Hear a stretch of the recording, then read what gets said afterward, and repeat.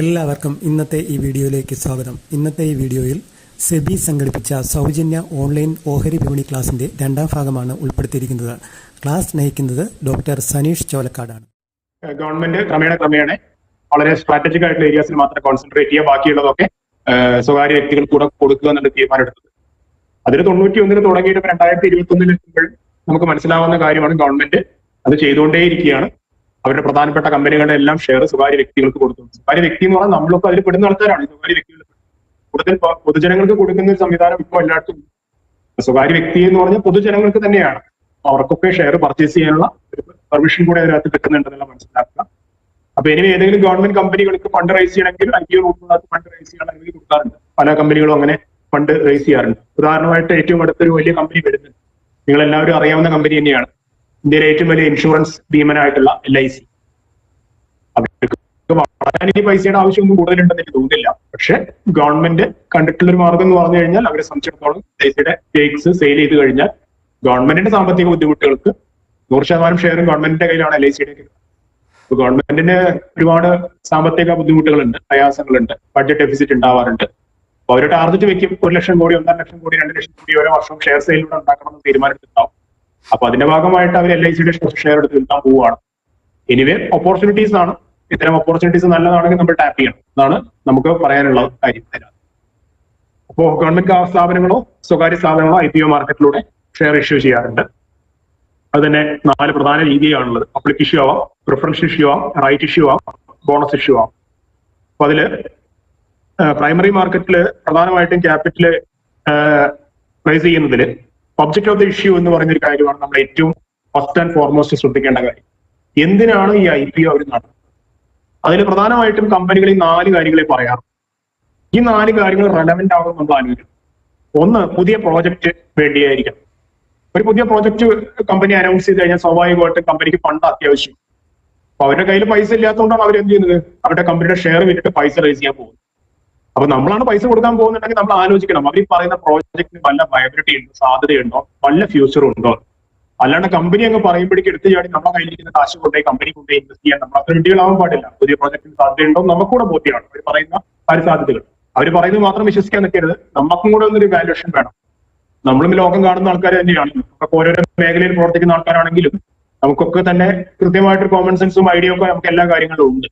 നമ്മൾ അത്യാവശ്യം വായിക്കുന്നതും ശ്രദ്ധിക്കുന്ന ആൾക്കാർ തന്നെയാണ്. നമുക്ക് അറിയാമല്ലോ ഇതിന്റെ ഒരു പൊതുവായിട്ടുള്ള ട്രെൻഡ് എന്താണ്, ഇങ്ങനെയുള്ള ബിസിനസ്സുകളുടെയൊക്കെ ട്രെൻഡ് എന്താണ്, അത് എങ്ങോട്ടാണ് പോയിക്കൊണ്ടിരിക്കുന്നത്. അങ്ങനെയൊക്കെയുള്ളവർ വായിച്ചു കഴിഞ്ഞാൽ അവരെ പുതിയ പ്രോജക്റ്റിന് വല്ല സാധ്യതയുണ്ടോ എന്നുള്ള നമുക്കൊരു ധാരണ കിട്ടും. കമ്പനിയുടെ എക്സ്പാൻഷന് വേണ്ടിയാണോ, വികസന പ്രവർത്തനങ്ങൾക്ക് ഭാഗമായിട്ട് അവർ IPO കൊണ്ടുവരാൻ സാധ്യതയുണ്ട്. ഡൈവേഴ്സിഫിക്കേഷന്റെ ഭാഗമാണ്. ഡൈവേഴ്സിഫിക്കേഷൻ എന്ന് പറഞ്ഞാൽ കമ്പനി ഇപ്പൊ പ്രവർത്തിക്കുന്ന ഒരു മേഖലയിലാണ്, കമ്പനിക്ക് തോന്നുകയാണ് വേറെ ഏതെങ്കിലും മേഖലയിലോട്ടുകൂടെ കമ്പനിക്കകത്ത് കമ്പനിയുടെ പുതിയ പ്രൊഡക്ഷൻ തുടങ്ങാം എന്ന് തോന്നുകയാണ്. ഉദാഹരണമായിട്ട് ചായപ്പൊടി ഉണ്ടാക്കിക്കൊണ്ടിരിക്കുന്ന ഒരു കമ്പനി, ടീ മാനുഫാക്ചറിങ് കമ്പനി, അവർക്ക് തോന്നുകയാണ് കാപ്പിപ്പൊടി കൂടി ഉണ്ടാക്കിയേക്കാം. അത് കഴിഞ്ഞപ്പോൾ അവർക്ക് തോന്നുകയാണ് ഒരു ഷുഗർ മില്ല് കൂടെ സ്റ്റാർട്ട് ചെയ്തേക്കാം, ഷുഗറിന്റെ പ്രൊഡക്ഷൻ കൂടെ തുടങ്ങിയേക്കാം. അങ്ങനെയൊക്കെ മൾട്ടിപ്പിൾ ഫീൽഡിലോട്ട് കമ്പനി മാറുവാൻ തീരുമാനിക്കുന്നതിന് ഡൈവേഴ്സിഫിക്കേഷൻ എന്നാണ് പറയുന്നത്. ഡൈവേഴ്സിഫിക്കേഷൻ കമ്പനിയുടെ ഒരു പർപ്പസ് ആകാം. അപ്ഗ്രഡേഷൻ വേറൊരു കാര്യം തന്നെയാണ്, വളരെ ശ്രദ്ധിക്കേണ്ട ഒരു കാര്യമാണ് അപ്ഗ്രഡേഷൻ. കാരണം സാങ്കേതിക വിദ്യ എന്ന് പറഞ്ഞു കഴിഞ്ഞാൽ നമ്മളെയൊക്കെ പിടിച്ചാൽ കിട്ടുന്ന സ്പീഡിലല്ല അത് പോകുന്നത്, വളരെ ഫാസ്റ്റാണ്. നമുക്ക് അപ്ഗ്രഡേഷൻ നടത്താത്തതുകൊണ്ട് മാത്രം പൊളിഞ്ഞു പോയ എത്രയോ കമ്പനികൾ നമ്മൾ കാണും. ഉദാഹരണമായിട്ട് പറയുകയാണെങ്കിൽ കോഡാക്ക് എന്ന് പറഞ്ഞൊരു കമ്പനി ഉണ്ടായിരുന്നല്ലോ, വിദേശ കമ്പനിയാണ്. നമുക്കറിയാം നമ്മളുടെ എല്ലാം ചെറുപ്പകാലത്ത് നമ്മൾ കോഡാക്കിന്റെ ക്യാമറ എടുത്തിട്ട് അതിനകത്ത് ഫിലിം റോൾ ചെയ്ത് ഫോട്ടോ എടുത്തിട്ടുള്ള ചെറുപ്പവും ബാല്യമൊക്കെയാണ് നമുക്കൊക്കെ ഉണ്ടാവുക. അങ്ങനെയായിരുന്നു ഒരു കാലത്ത് നമ്മളൊക്കെ ഫോട്ടോ എടുത്ത്. ഡിജിറ്റൽ ഫോട്ടോഗ്രാഫി വന്ന ശേഷം, മൊബൈൽ ഉപയോഗിച്ച് ഫോട്ടോ എടുക്കാൻ തുടങ്ങിയ ശേഷം കോഡാക്ക് എന്ന് പറഞ്ഞ കമ്പനിക്ക് എന്ത് സംഭവിച്ചു എന്ന് ആലോചിച്ചു. അവർക്കത് മാറ്റം മനസ്സിലായില്ല. ആളുകൾ ലോകം മാറുന്നവർ മനസ്സിലാക്കിയില്ല. ആ കമ്പനി അപ്ഗ്രേഡ് ചെയ്യാൻ അവർ മറന്നുപോയി. എന്താ സംഭവിച്ചത്? കമ്പനി 2012 പൂട്ടിക്കെട്ടേണ്ടി വന്നു. കമ്പനി ഇപ്പൊ നിലവിലില്ല. അതാണ് സിറ്റുവേഷൻ. നോക്കിയ എന്ന് പറഞ്ഞൊരു കമ്പനി, ശ്രദ്ധിച്ചു നോക്കൂ എന്താണ് അവർക്ക് സംഭവിച്ചത്.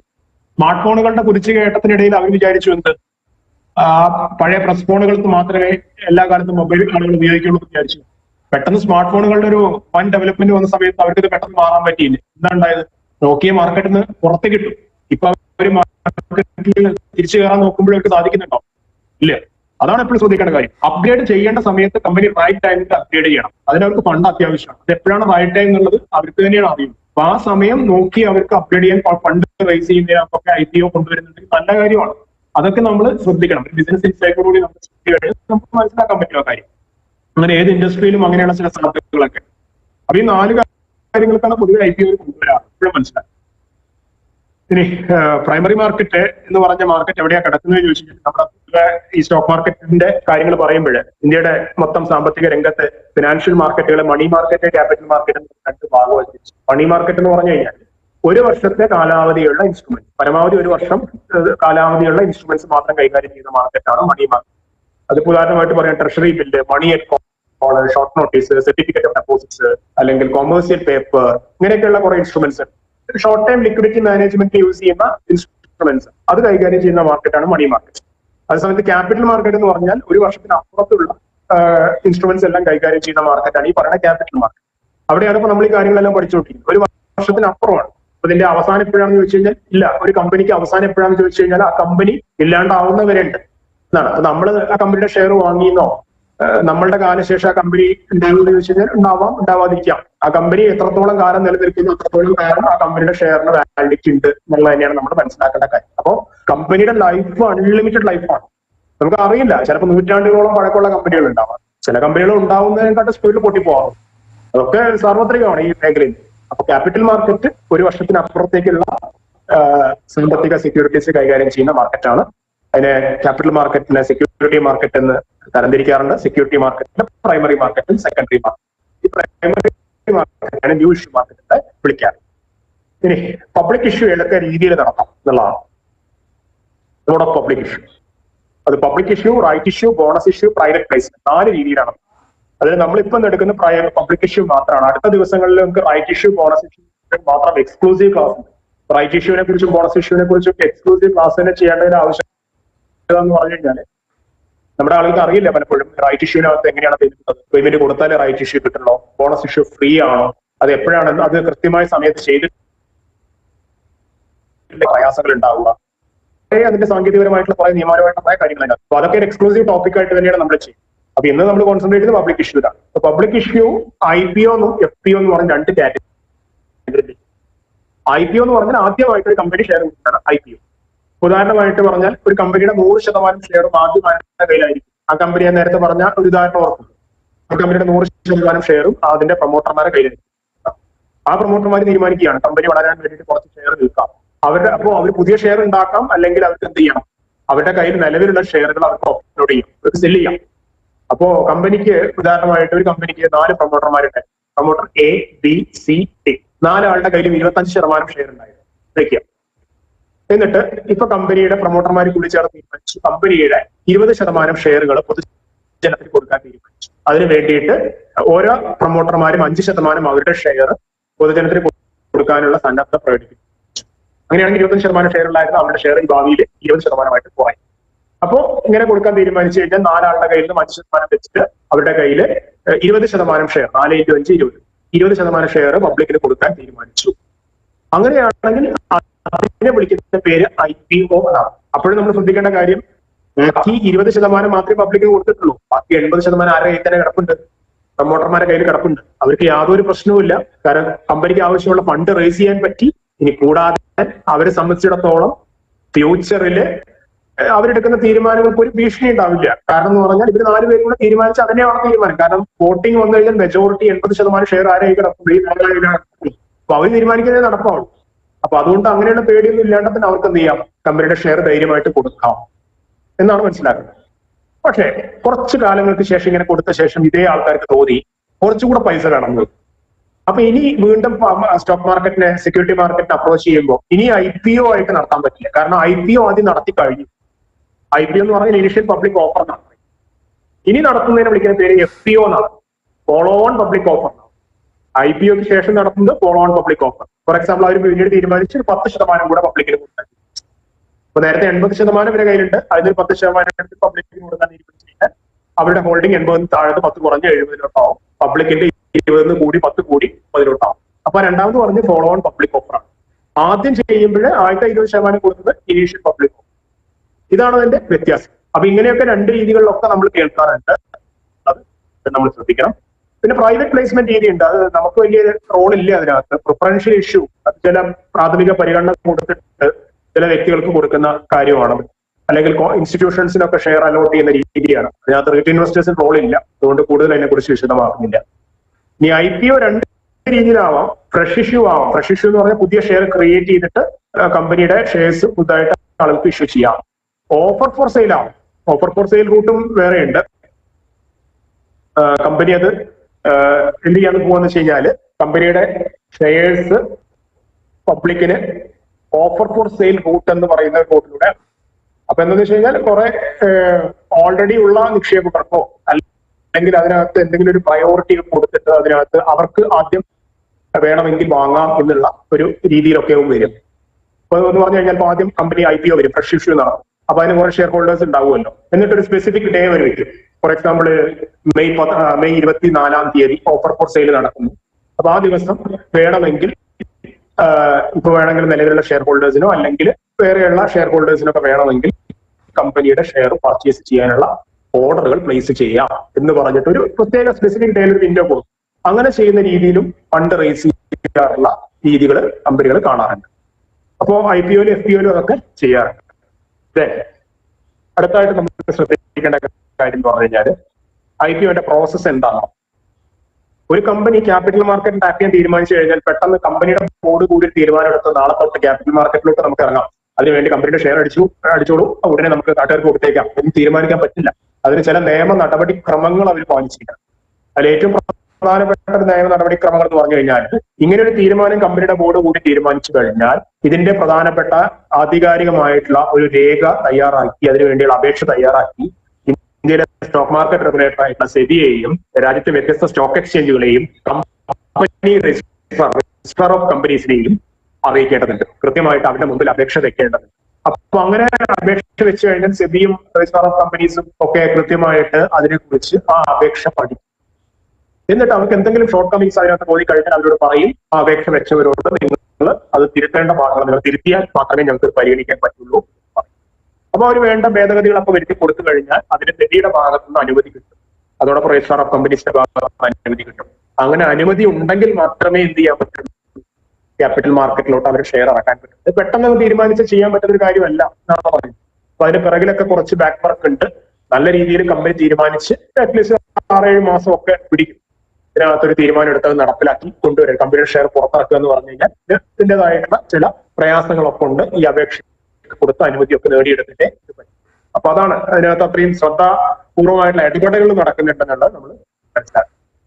ഇനി നമ്മൾ എങ്ങനെയാണ് ഇപ്പൊ ഇതിനകത്ത് ഒരു കമ്പനിയുടെ ഷെയർ വന്നു എന്ന് അറിഞ്ഞു കഴിഞ്ഞാൽ അപേക്ഷിക്കേണ്ടത്? നമുക്ക് അസ്ബ എന്ന് പറയുന്ന സംവിധാനമാണ് ഇപ്പോൾ. അസ്ബ എന്ന് പറഞ്ഞാൽ application supported by blocked amount. അതെന്താണ് അത് എന്ന് പറയുന്നതിന് മുമ്പ് ഉണ്ടായിരുന്ന ചില സാഹചര്യങ്ങൾ പറഞ്ഞുതരാം. കുറച്ച് വർഷങ്ങൾക്ക് മുമ്പ് ഈ അസ്ബയൊക്കെ വരുന്നതിന് മുമ്പ് ഉണ്ടായിരുന്ന ചില സാഹചര്യങ്ങൾ പറഞ്ഞുതരാം. പണ്ട് ഉദാഹരണമായിട്ട് ഒരു കമ്പനി 1 ലക്ഷം ഷെയറുകൾ പുറത്തിറക്കി മരിച്ചു വിചാരിക്കും. 1 ലക്ഷം ഷെയർ 100 രൂപ വെച്ച് കൊടുക്കാനാണ് തീരുമാനം. അപ്പോ 100 രൂപ വെച്ച് കൊടുക്കാനുള്ള തീരുമാനം എടുത്ത് 1 ലക്ഷം ഷെയർ കമ്പനി പുതുതായിട്ട് പുറത്തിറക്കാൻ പോവുകയാണ്. അപ്പൊ ആ സമയത്ത് ഒരുപാട് പേർക്ക് ആ കമ്പനിയിൽ താല്പര്യമുണ്ട്.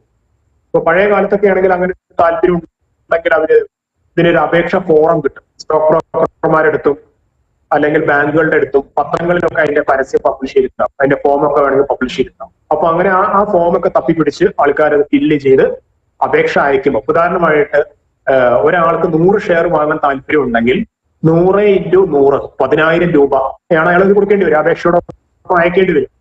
അപ്പൊ ഈ 10,000 രൂപ അങ്ങേര് ചെക്കോ ഡ്രാഫ്റ്റോ എടുത്തിട്ട് ഈ കമ്പനിയുടെ അഡ്രസ്സിലോട്ട് അയച്ചു കൊടുക്കും.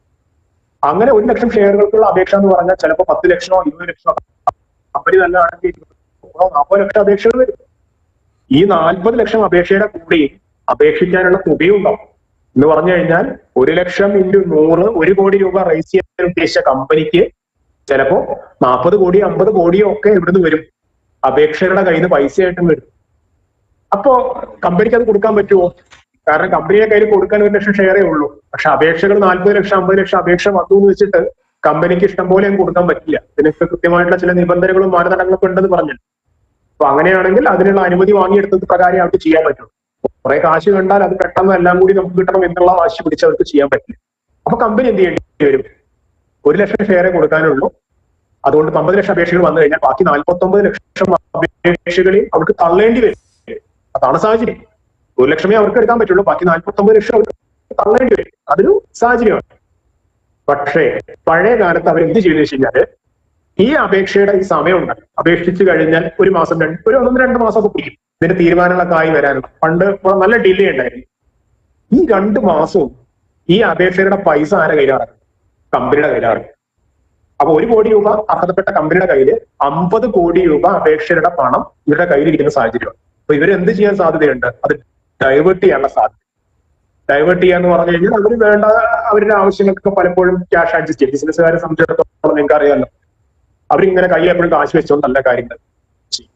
അവർക്ക് റോളിംഗ് ആണ്, എപ്പോഴും ഒരു ഫണ്ട് എടുത്ത് മറ്റൊടുത്ത് മാറ്റി ഫണ്ട് മാനേജ്മെന്റ് ആണ് അവരുടെ എപ്പോഴും ഒരു സ്റ്റൈൽ എന്ന് പറഞ്ഞത്.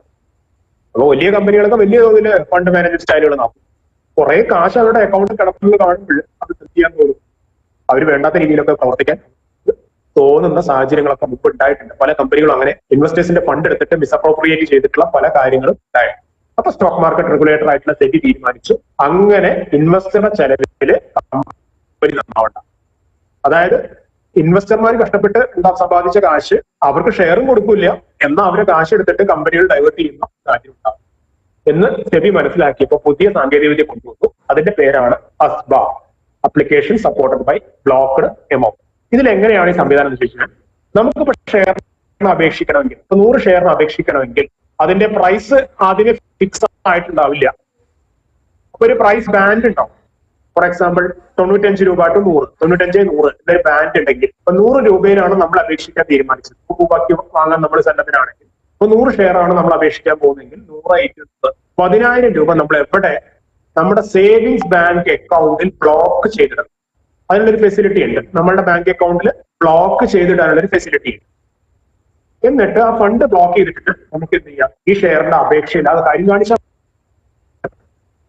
ഈ അപേക്ഷയുടെ കൂടെ നമ്മൾ 10,000 രൂപ ഈ ഒരു പർപ്പസിന് വേണ്ടി ബ്ലോക്ക് ചെയ്തിട്ടുണ്ട് എന്ന് പറഞ്ഞിട്ടാണ് നമ്മൾ എന്ത് ചെയ്യുന്നത്, അപേക്ഷ ഓൺലൈനായിട്ട് സ്റ്റോക്കിന് അല്ലെങ്കിൽ ഷെയറിന് IPO നമ്മൾ അപ്ലൈ ചെയ്യും. അപ്പൊ ഇനി എന്താണ് സംഭവിക്കുക? ഇഷ്യൂ നടക്കുകയാണ്. അലോട്ട്മെന്റ് ഉണ്ടോ ഇല്ലയോ നോക്കാം. കുറച്ചു കാലങ്ങൾക്ക് ശേഷം നമുക്ക് ഷെയർ തരാൻ ഇല്ല എന്ന് പറഞ്ഞു. അപ്പൊ ബ്ലോക്ക് ചെയ്തിട്ട നമ്മളുടെ പൈസ നമ്മളുടെ സേവിങ്സ് ബാങ്ക് അക്കൗണ്ടിൽ തന്നെയാണ് കിടപ്പുള്ളത്. കമ്പനിയുടെ അക്കൗണ്ടിലോട്ടൊന്നും പോവില്ല. നമ്മളുടെ സേവിങ്സ് ബാങ്ക് അക്കൗണ്ടിൽ ആ പൈസ എവിടെ ഉണ്ടാവും നമുക്കത് കാണുകയും ചെയ്യാം. പക്ഷെ നമുക്ക് ട്രാൻസാക്ട് ചെയ്യാൻ പറ്റില്ല. കാരണം എന്താണ്, അത് ഫ്രീസ് ചെയ്തിട്ടിരിക്കുക, ബ്ലോക്ക് ചെയ്തിട്ടിരിക്കുകയാണ്. അപ്പൊ ആ ഫ്രീസ് ചെയ്തിട്ടുള്ളതുകൊണ്ട് നമ്മൾ തന്നെ ഫ്രീസ് ചെയ്തിട്ടാണ്. എന്തിനാണ് നമ്മൾ ഫ്രീസ് ചെയ്തിട്ടുള്ളത്? ആ കമ്പനിയുടെ ഷെയറിന് അപ്ലൈ ചെയ്തുകൊണ്ടാണ്. ആ പൈസയാണ്. അപ്പൊ കമ്പനിയുടെ ഇഷ്യൂ കഴിഞ്ഞു. ഉദാഹരണമായിട്ട് നമുക്ക് ഒരു ഷെയറും അലോട്ട് ചെയ്യാൻ കമ്പനിക്ക് പറ്റുന്നില്ല എന്നുണ്ടെങ്കിൽ നമ്മൾ ബ്ലോക്ക് ചെയ്തിട്ട പൈസ അവിടുന്ന് റിലീസ് ആവും. പിന്നെ നമുക്ക് സാധാരണ രീതിയിൽ ആ 10,000 രൂപ നമ്മൾ ഇഷ്ടം പോലെ ഉപയോഗിക്കാം. അല്ലെങ്കിൽ ഫോർ എക്സാമ്പിൾ കമ്പനിയുടെ 100 ഷെയറിന് അപേക്ഷിച്ച് നമുക്ക് 10 ഷെയർ തരാൻ കമ്പനി തീരുമാനിച്ചു. അപ്പൊ 10 ഷെയറിനാണെങ്കിൽ 10 × 100 1000 രൂപയാണ് നമുക്ക് ആവശ്യം. അപ്പൊ നമ്മളുടെ അക്കൗണ്ടിൽ 10,000 രൂപ ബ്ലോക്ക് ചെയ്തിട്ട് വെച്ചിട്ട് കൊടുത്തിട്ടുണ്ടല്ലോ. അപ്പൊ 10,000-ൽ നിന്ന് 1000 രൂപ അവരെടുത്ത് ബാക്കി 9,000 രൂപ നമുക്ക് നമ്മളുടെ അക്കൗണ്ടിൽ പിന്നെ പഴയ പോലെ ഉപയോഗിക്കാം. 1000 രൂപ കമ്പനിയിലോട്ട് കമ്പനി കൊണ്ടുപോകും. കാരണം 10 ഷെയർ നമുക്ക് തരുന്നതിനുള്ള വില മാത്രം ആ ബ്ലോക്ക് ചെയ്തിട്ട് എമൗണ്ട്. ഇതൊന്ന് ആലോചിച്ച് നോക്കൂ. അതുകൊണ്ടുള്ള ഏറ്റവും വലിയ ബെനിഫിഷ്യറി ആരാണ്? സാധാരണ നിക്ഷേപകനാണ്. കാരണം എന്താണ്, അവന്റെ പൈസ അവന്റെ അനുമതി ഇല്ലാണ്ട് അവന്റെ അക്കൗണ്ടിൽ നിന്ന് പോകുന്നില്ല. കൂടാതെ ബാങ്കിൽ കിടക്കുന്ന പൈസയ്ക്ക് savings bank interest rate mark തന്നെ കിട്ടുന്നുണ്ട്. ഈ പറയുന്ന നമ്മളുടെ ഇൻവെസ്റ്റർക്ക് തന്നെ കിട്ടുന്നുണ്ട്. എല്ലാം കൊണ്ടും ഇൻവെസ്റ്ററെ സംബന്ധിച്ചിടത്തോളം വളരെ ബെനിഫിഷ്യൽ ആയിട്ടുള്ള ഈ ആക്ഷനാണ് അസ്ബ വഴിയുള്ള ഈ ഒരു സംവിധാനം. ആ രീതിയിലൂടെയാണ് ഇന്നിപ്പോ ഈ ഒരു പ്രോസസ്സ് നടക്കുന്നത്. അതിപ്പോ പല രീതിയിൽ അസ്ബ ചെയ്യുന്നുണ്ട്. അതിന്റെ ഒരു രീതികൾ ഞാൻ വളരെ ഡീറ്റെയിൽ ആയിട്ട് പറഞ്ഞുതരാം. പിന്നെ റൈറ്റ്സ് ഓഫ് ഷെയർ ഹോൾഡർ ഞാൻ വീണ്ടും എക്സ്പ്ലെയിൻ ചെയ്യുന്നില്ല, കഴിഞ്ഞ ക്ലാസ്സുകളിലൊക്കെ നമ്മൾ പറഞ്ഞ പോയിന്റ് ആണ്. പക്ഷെ റെസ്പോൺസിബിലിറ്റീസ് ഓഫ് ഷെയർ ഹോൾഡർ വളരെ വ്യക്തമായിട്ട് മനസ്സിലാക്കാം. നമുക്ക് അവകാശങ്ങളുള്ള പോലെ തന്നെ ഉത്തരവാദിത്തങ്ങളുണ്ട്. എന്താണ് ഒരു ഷെയർ ഹോൾഡറുടെ ഉത്തരവാദിത്തം? ഒന്ന്, ആനുവൽ റിപ്പോർട്ട് വായിക്കണം. ആനുവൽ റിപ്പോർട്ട് എന്ന് പറഞ്ഞാൽ ഒരു കമ്പനിയുടെ വാർഷിക പ്രവർത്തന ഫലത്തിന്റെ ഭാഗമായിട്ട് കമ്പനി പുറത്തുവിടുന്ന റിപ്പോർട്ടാണ്. ആ റിപ്പോർട്ട് ആർക്കാണ് കിട്ടുക? ആ കമ്പനിയുടെ ഷെയർ ഹോൾഡർമാർക്കാണ് കിട്ടുക. അത് നമ്മുടെ ഇമെയിലിൽ അവർ അയച്ചു തരും. പണ്ടൊക്കെ ഫിസിക്കൽ കോപ്പി അയച്ചു തരുമായിരുന്നു, ഇപ്പൊ ഇമെയിലിൽ അയച്ചു തരുന്ന രീതിയാണ് ഉള്ളത്. അപ്പൊ അത് കമ്പനിയുടെ വെബ്സൈറ്റിലും സ്റ്റോക്ക് എക്സ്ചേഞ്ചിലും ഒക്കെ ഉണ്ട്. അതിപ്പോ അല്ലാതെ നമുക്ക് ഷെയർ ഹോൾഡർ അല്ലാതെ വ്യക്തികൾ വായിക്കാൻ കിട്ടുക വെച്ചാൽ കിട്ടും. അത് കമ്പനിയുടെ വെബ്സൈറ്റിൽ പോയാൽ നമുക്ക് കിട്ടും, അല്ലെങ്കിൽ സ്റ്റോക്ക് എക്സ്ചേഞ്ചുകളിൽ നിന്നൊക്കെ നമുക്ക് ഡൗൺലോഡ് ചെയ്യാൻ. അപ്പൊ അതിനകത്ത് കമ്പനിയുടെ മീറ്റിംഗിന്റെ നോട്ടീസും കമ്പനിയുടെ MD മാനേജിംഗ് ഡയറക്ടർ ആ കമ്പനിയെ കുറിച്ച് അവർക്കുള്ള വിലയിരുത്തൽ എന്താണ്, ഓഡിറ്റർമാരെ കമ്പനിയെ കുറിച്ച് പറയുന്നത് എന്താണ്, കമ്പനിയുടെ എല്ലാ കാര്യങ്ങളെ കുറിച്ചും ആനുവൽ റിപ്പോർട്ട് വളരെ വ്യക്തമായിട്ട് പറഞ്ഞു. സാമ്പത്തിക പെർഫോമൻസ്, കമ്പനിയുടെ ഇപ്പൊ കമ്പനി നേരിട്ടുകൊണ്ടിരിക്കുന്ന വെല്ലുവിളികൾ എന്തൊക്കെയാണ്, കമ്പനിയുടെ ഫ്യൂച്ചർ എന്തൊക്കെയാണ്, കമ്പനിയിലേക്കാണ് പ്രവർത്തനം നടത്തിയിരിക്കുന്നത്. ഇത്തരം കാര്യങ്ങളൊക്കെ കമ്പനി വളരെ വ്യക്തമായിട്ട് പലപ്പോഴും ഇപ്പോഴത്തെ ഒരു ആനുവൽ റിപ്പോർട്ടുകൾ പലതും നോക്കുമ്പോൾ കോവിഡ് കാലഘട്ടത്തെ എങ്ങനെയാണ് അവർ മാനേജ് ചെയ്തത്, അല്ലെങ്കിൽ ഇനി ഇങ്ങനെയുള്ള പാൻഡമിക് സിറ്റുവേഷനിൽ നമ്മളുടെ കമ്പനികൾ എങ്ങനെ മുന്നോട്ട് പോകും എന്നുള്ള ഒരു കാര്യം ഞാൻ വളരെ സീരിയസ് ആയിട്ട് നോക്കാറുണ്ട്. അപ്പൊ എന്തിനാണ് ആനുവൽ റിപ്പോർട്ട് അത് കാണുന്നത് വെച്ച് കഴിഞ്ഞാൽ ഇപ്പൊ നമ്മൾ ജീവിച്ചുകൊണ്ടിരിക്കുന്ന അങ്ങനെ സിറ്റുവേഷനിലാണ്. അപ്പൊ നമ്മൾ ഇൻവെസ്റ്റ് ചെയ്ത കമ്പനിക്ക് അങ്ങനെയുള്ള സിറ്റുവേഷൻ സർവൈവ് ചെയ്യാൻ പറ്റുമോ എന്നുള്ളത് നമ്മൾ ചിന്തിക്കണം. അപ്പൊ അങ്ങനെയൊക്കെയുള്ള ചില സ്പെസിഫിക് സിറ്റുവേഷൻസിൽ അത്തരം കാര്യങ്ങൾ ഊന്നി കമ്പനിയുടെ പ്രൊമോട്ടർമാര് അല്ലെങ്കിൽ കമ്പനിയുടെ MD അതിനെക്കുറിച്ചൊക്കെ വളരെ വിശദമായിട്ട് പറയുന്ന പല കാര്യങ്ങളുണ്ടായി. അതൊക്കെ നമുക്ക് ചിലപ്പോൾ മീഡിയാസിലൂടെ ഒന്നും കിട്ടാത്ത സാധനമാണ്. മീഡിയാസിൽ എപ്പോഴും കാണുക വളരെ ഹൈപ്പോത്തറ്റിക്കൽ ആയിട്ടുള്ള വളരെ വലിയ രീതിയിൽ അവർക്ക് ഒരു വാർത്താ പ്രാധാന്യം കാര്യങ്ങൾ മാത്രമേ ഉണ്ടാവും. പക്ഷേ ആനുവൽ റിപ്പോർട്ടൊക്കെ വായിക്കുന്ന സമയത്ത് അതിന്റെ ഉള്ളിൽ ഒരുപാട് കാര്യങ്ങളുണ്ട്. അതൊക്കെ നമുക്ക് ഈ മീഡിയയിൽ കാണുന്ന വളരെ വക്രീകരിച്ച വാർത്തകളൊന്നും ആവില്ല ചിലപ്പോൾ. അതിനെക്കാട്ടും കൂടുതൽ അതിന്റെ ഉള്ളിലുള്ള കുറെ വശങ്ങൾ നമുക്ക് കാര്യങ്ങൾ മനസ്സിലാക്കാൻ പറ്റും. അപ്പൊ അത് ഇൻഫോംഡ് ആയിട്ട് ഇൻവെസ്റ്റ് ചെയ്യേണ്ട കാര്യമാണ്. ആനുവൽ റിപ്പോർട്ട് വായിക്കുക, അത് റെസ്പോൺസിബിലിറ്റിയാണ്. പിന്നെ സ്റ്റോക്ക് എക്സ്ചേഞ്ചിന്റെ വെബ്സൈറ്റ് ഒക്കെ കൃത്യമായിട്ട് നോക്കുക, അതിനകത്ത് ഒരുപാട് ഇൻഫോർമേഷൻസ് നമുക്ക് ലഭ്യമാണ്.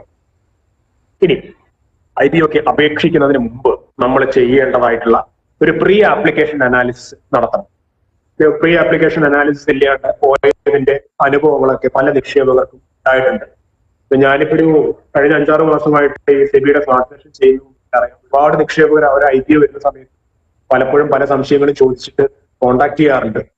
അപ്പോൾ എനിക്കൊരു അഡ്വൈസ് കൊടുക്കാൻ പറ്റില്ലെങ്കിൽ കൂടി ഞാൻ പറയാറുള്ള പ്രധാനപ്പെട്ട പോയിന്റ്സ് ഈ പറയുന്ന കാര്യങ്ങളെ കോൺസെൻട്രേറ്റ് ചെയ്തിട്ടാവാറുണ്ട്. എനിക്കും ബിസിനസ്സുകൾ പഠിക്കാൻ ഭയങ്കര താല്പര്യമുള്ള വ്യക്തിയാണ്. അപ്പോ ഞാനും കൂടുതൽ ബിസിനസ്സുകളെ ശ്രദ്ധിക്കാറുണ്ട്. അപ്പൊ എന്തൊക്കെയാണ് നമ്മൾ അതിനകത്ത് ഏറ്റവും കൂടുതൽ ശ്രദ്ധിക്കേണ്ടത്? ഏറ്റവും കൂടുതൽ നന്നായിട്ട് പഠിക്കുമ്പോൾ ഒരു കമ്പനിയുടെ പുതിയ IPO വരുമ്പോൾ നമ്മൾ എപ്പോഴും ശ്രദ്ധിക്കേണ്ട പ്രധാനപ്പെട്ട ഫസ്റ്റ് ആൻഡ് ഫോർമോസ്റ്റ് പോയിന്റ്, നിങ്ങൾ ഒരിക്കലും റൂമേഴ്സിന്റെ പുറകെ പോകരുത് എന്നുള്ളത് തന്നെയാണ്. എന്ന് പറഞ്ഞാൽ കിംവദന്തികളുടെ പുറകെ പോകരുത്. അവിടുന്നും ഇവിടുന്നും പല ആളുകളും പലതും അതിനെ കുറിച്ച് പറയും. ചിലർ നന്നായിട്ട് പറയും, ചിലർ വളരെ മോശമായിട്ട് പറയും. അതൊക്കെ അതിന്റെ വഴിക്ക് വിട്ടേക്കും.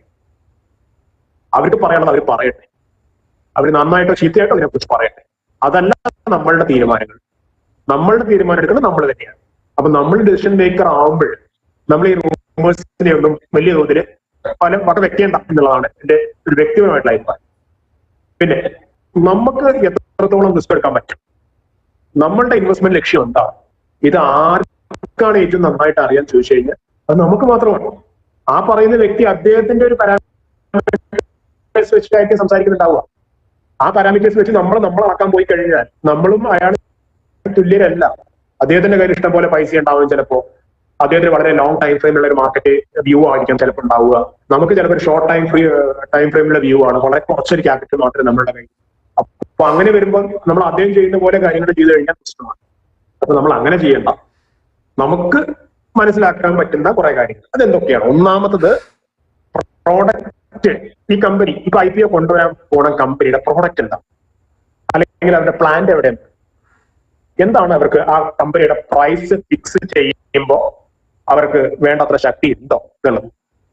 അപ്പൊ ഏറ്റവും ഫസ്റ്റ് ആൻഡ് ഫോർമോസ്റ്റ് കാര്യമാണ് നമ്മൾ ഇൻവെസ്റ്റ് ചെയ്യാൻ പോണ കമ്പനി ഉണ്ടാക്കുന്ന ഉൽപ്പന്നം എന്താണ്, അത് നമുക്ക് മനസ്സിലാവണം. ആ ഉണ്ടാക്കുന്ന ഉൽപ്പന്നം എന്താണെന്നുള്ളൊരു ധാരണ നമുക്ക് ഇല്ലാന്നുണ്ടെങ്കിൽ പിന്നെ എന്തിനാ നമ്മളെ കമ്പനി വാങ്ങണം തന്നെയാണ് ചോദ്യം. ഉദാഹരണമായിട്ട് പറയുകയാണെങ്കിൽ ഒരു കമ്പനിയുടെ പേര് റിലയൻസ് എന്ന് പറയുന്ന കമ്പനി എന്ത് ഉൽപ്പന്നമാണ് ഉണ്ടാക്കുന്നത് ചോദിച്ചു കഴിഞ്ഞാൽ അവർക്ക് മൾട്ടിപ്പിൾ ഉൽപ്പന്നങ്ങളാണ്. ഒരു ഉൽപ്പന്നം മാത്രമല്ല ഉള്ളത്. അവർക്ക് ടെലികമ്മ്യൂണിക്കേഷൻ ഉണ്ട്, പെട്രോ കെമിക്കൽസ് ഉണ്ട്, അവർക്ക് ഇപ്പോ റീറ്റെയിൽ രംഗത്തുണ്ട്. അങ്ങനെ വ്യത്യസ്ത ഫീൽഡിൽ അവരുണ്ട്. അപ്പൊ നമുക്ക് അവരുടെ പ്രോഡക്റ്റിനെ കുറിച്ച് ഡൗട്ട്സ് ഒന്നുമില്ല. ഇഷ്ടംപോലെ പ്രോഡക്ട്സ് അവർക്ക് ഉണ്ട്. അതിനൊക്കെ ഓരോ മേഖലയിൽ അവർ അഗ്രഗണ്യന്മാരാണെന്ന് നമുക്ക് അറിയാം. അപ്പൊ വളരെ ക്ലാരിറ്റി ഉണ്ട് അവരുടെ ബിസിനസ്സിൽ. അങ്ങനെയുള്ള ഒരു ക്ലാരിറ്റി ഈ പറയുന്ന പുതിയ IPO കൊണ്ടുവരാൻ പോകുന്ന കമ്പനി ഉണ്ടാവും. അവർ എന്ത് പ്രൊഡക്റ്റാണ് വിൽക്കണമെന്ന് ചോദിച്ചു കഴിഞ്ഞാൽ ആ പറയുന്ന പ്രൊഡക്റ്റ് 4 ആൾക്കാർ വാങ്ങുന്ന പ്രൊഡക്റ്റ് ആവണം. ഇത് 4 ആൾക്കാർ വാങ്ങാത്ത പ്രൊഡക്റ്റും നമുക്ക് ഈ പറയുന്ന പ്രോഡക്റ്റ് എന്താന്ന് പോലും മനസ്സിലാവില്ല. ചില ആൾക്കാർ ചെയ്ത് പണി കാണാറ്. ചില ഓട്ടോമോട്ടീവ് ആയിട്ടുള്ള എഞ്ചിനീയറിംഗ് പ്രോഡക്ട്സിന്റെ ഒക്കെ IPO കയറി ഇൻവെസ്റ്റ് ചെയ്യുന്നതാണ്. അപ്പൊ ഞാൻ ചോദിക്കാറുള്ള ഒരു കാര്യമാണ്, സാറിന് എന്താണ് ഈ പ്രോഡക്റ്റ് എന്ന് അറിയും? സാർ എന്ത് പ്രോഡക്റ്റാണ് അവർ ഉണ്ടാക്കുന്നത് സാറിന് അറിയും? ഇല്ല, എനിക്ക് അതിനെ കുറിച്ചുള്ള സാങ്കേതിക ധാരണയൊന്നുമില്ല, പക്ഷെ ആ പ്രോഡക്റ്റ് നല്ല ഡിമാൻഡുള്ളത് ഞാൻ കേട്ടിട്ടുണ്ട് എന്ന് പറയും. അപ്പൊ ആലോചിച്ച് നോക്കൂ, ആ പ്രോഡക്റ്റ് എന്ത് ഉൽപ്പന്നം ഉണ്ടാക്കുന്ന കമ്പനിയാണെന്നുള്ളൊരു വ്യക്തമായ ധാരണ പോലും ഇല്ലാണ്ട് അതിനകത്ത് ഇൻവെസ്റ്റ് ചെയ്യാൻ പോകുന്നത്. അപ്പൊ അതിന്റെ വരുമാനങ്ങളെ കുറിച്ച് ആ നിക്ഷേപം തന്നെയാണ് അറിയേണ്ടത്. ആ കമ്പനിയുടെ പ്ലാന്റ് എവിടെയാണ് കിടക്കുന്നത്, അവരെവിടെയാണ് അവരുടെ പ്ലാന്റ് ഉദ്ദേശിക്കുന്നത്, സ്ഥാപിക്കാൻ ഉദ്ദേശിക്കുന്നത്, കമ്പനിക്ക് പ്രൈസിംഗ് പവർ ഉണ്ടോ, പ്രൈസിംഗ് പവർ ഉണ്ടോ എന്ന് ചോദിച്ചു കഴിഞ്ഞാൽ കമ്പനി ഉണ്ടാക്കുന്ന ഉൽപ്പന്നങ്ങൾ ഏത് വിലയ്ക്ക് വിൽക്കണമെന്ന കമ്പനി തീരുമാനിച്ചാൽ ആ പ്രൈസ് ഫോളോ ചെയ്യുന്ന കസ്റ്റമേഴ്സ് ആണോ കൂടുതൽ. ഫോളോ ചെയ്യുക എന്ന് പറഞ്ഞു കഴിഞ്ഞാൽ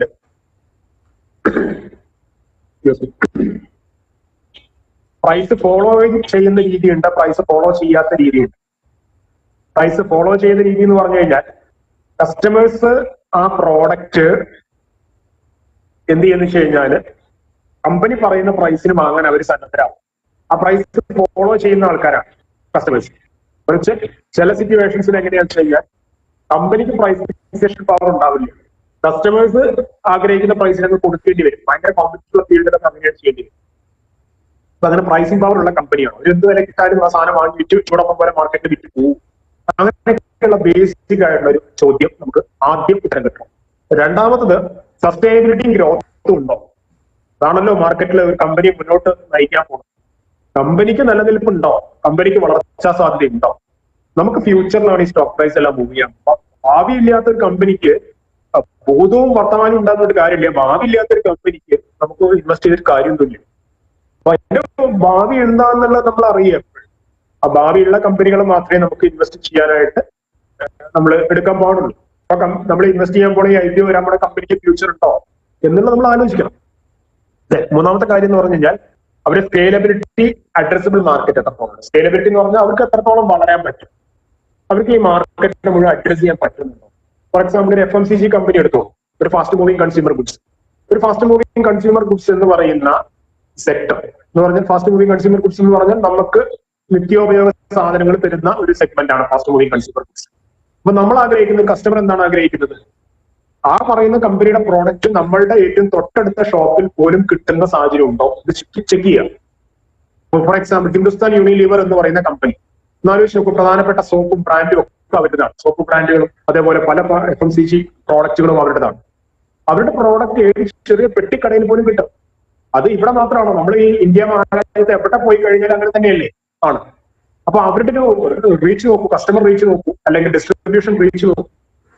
ഇന്ത്യയിൽ ഏറ്റവും കൂടുതൽ ഡിസ്ട്രിബ്യൂഷൻ റീച്ച് ഉള്ള ഒരു കമ്പനിയാണ് അവരുടെ. അപ്പൊ ഈ പുതിയ IPO വരാൻ പോകുന്ന കമ്പനിയുടെ പ്രോഡക്റ്റ് എവിടെയൊക്കെ കിട്ടും എന്നുള്ളത് നമ്മൾ ആലോചിക്കണം. അല്ല, പ്രോഡക്റ്റ് ഉണ്ടാക്കി വെക്കുന്നതുകൊണ്ടല്ലല്ലോ കാര്യമുള്ള. പ്രോഡക്റ്റ് കൃത്യമായിട്ട് ജനങ്ങളിലേക്ക് എത്തിക്കാനുള്ള ഒരു സംവിധാനം ഉണ്ടോന്ന് അറിയണ്ടേ. ഒരു സംവിധാനം ഇല്ലാത്ത ഒരു കമ്പനിയാണെങ്കിൽ ഈ പ്രോഡക്റ്റ് ഉണ്ടാക്കി വെച്ചിട്ട് നാട്ടുകാർക്ക് വാങ്ങാൻ കിട്ടില്ല, അല്ലെങ്കിൽ നാട്ടുകാർക്ക് അവയർനെസ് ഉണ്ട് ആ പ്രോഡക്റ്റ് വാങ്ങിയാൽ നല്ലതാണ്, പക്ഷെ കിട്ടാനില്ലെങ്കിൽ എന്താ ചെയ്യുക? രക്ഷയില്ല. അപ്പൊ അതുകൊണ്ട് അതിനെക്കുറിച്ച് നമുക്കൊരു ധാരണ വേണം. ആ കമ്പനിയുടെ പ്രോഡക്റ്റ് നാട്ടിൽ വിൽപ്പനയുള്ളതാണോ, അതെല്ലാവർക്കും വാങ്ങാൻ കിട്ടുന്നതാണോ, അത്തരം കാര്യങ്ങളെ കുറിച്ച് ധാരണ വേണം. പിന്നെ ബിസിനസ് നമ്പറുകൾക്ക് അപ്പുറത്തുള്ള ഒരു കാര്യമാണ്. എപ്പോഴും നമ്മൾ കുറെ അക്കൗണ്ട്സും കണക്കുകളും മാത്രം നോക്കിയിട്ട് ഒരു ബിസിനസ്സിനെ വാല്യൂട്ട് ചെയ്യാൻ നിൽക്കരുത്. ചിലപ്പോൾ കണക്കുകൾക്ക് അപ്പുറത്ത് പല കാര്യങ്ങളും ആ ബിസിനസ് പറയും. ആ ബിസിനസിന്റെ സാധ്യതകൾ ചിലപ്പോൾ അത്രയും വളരെ വലുതായി.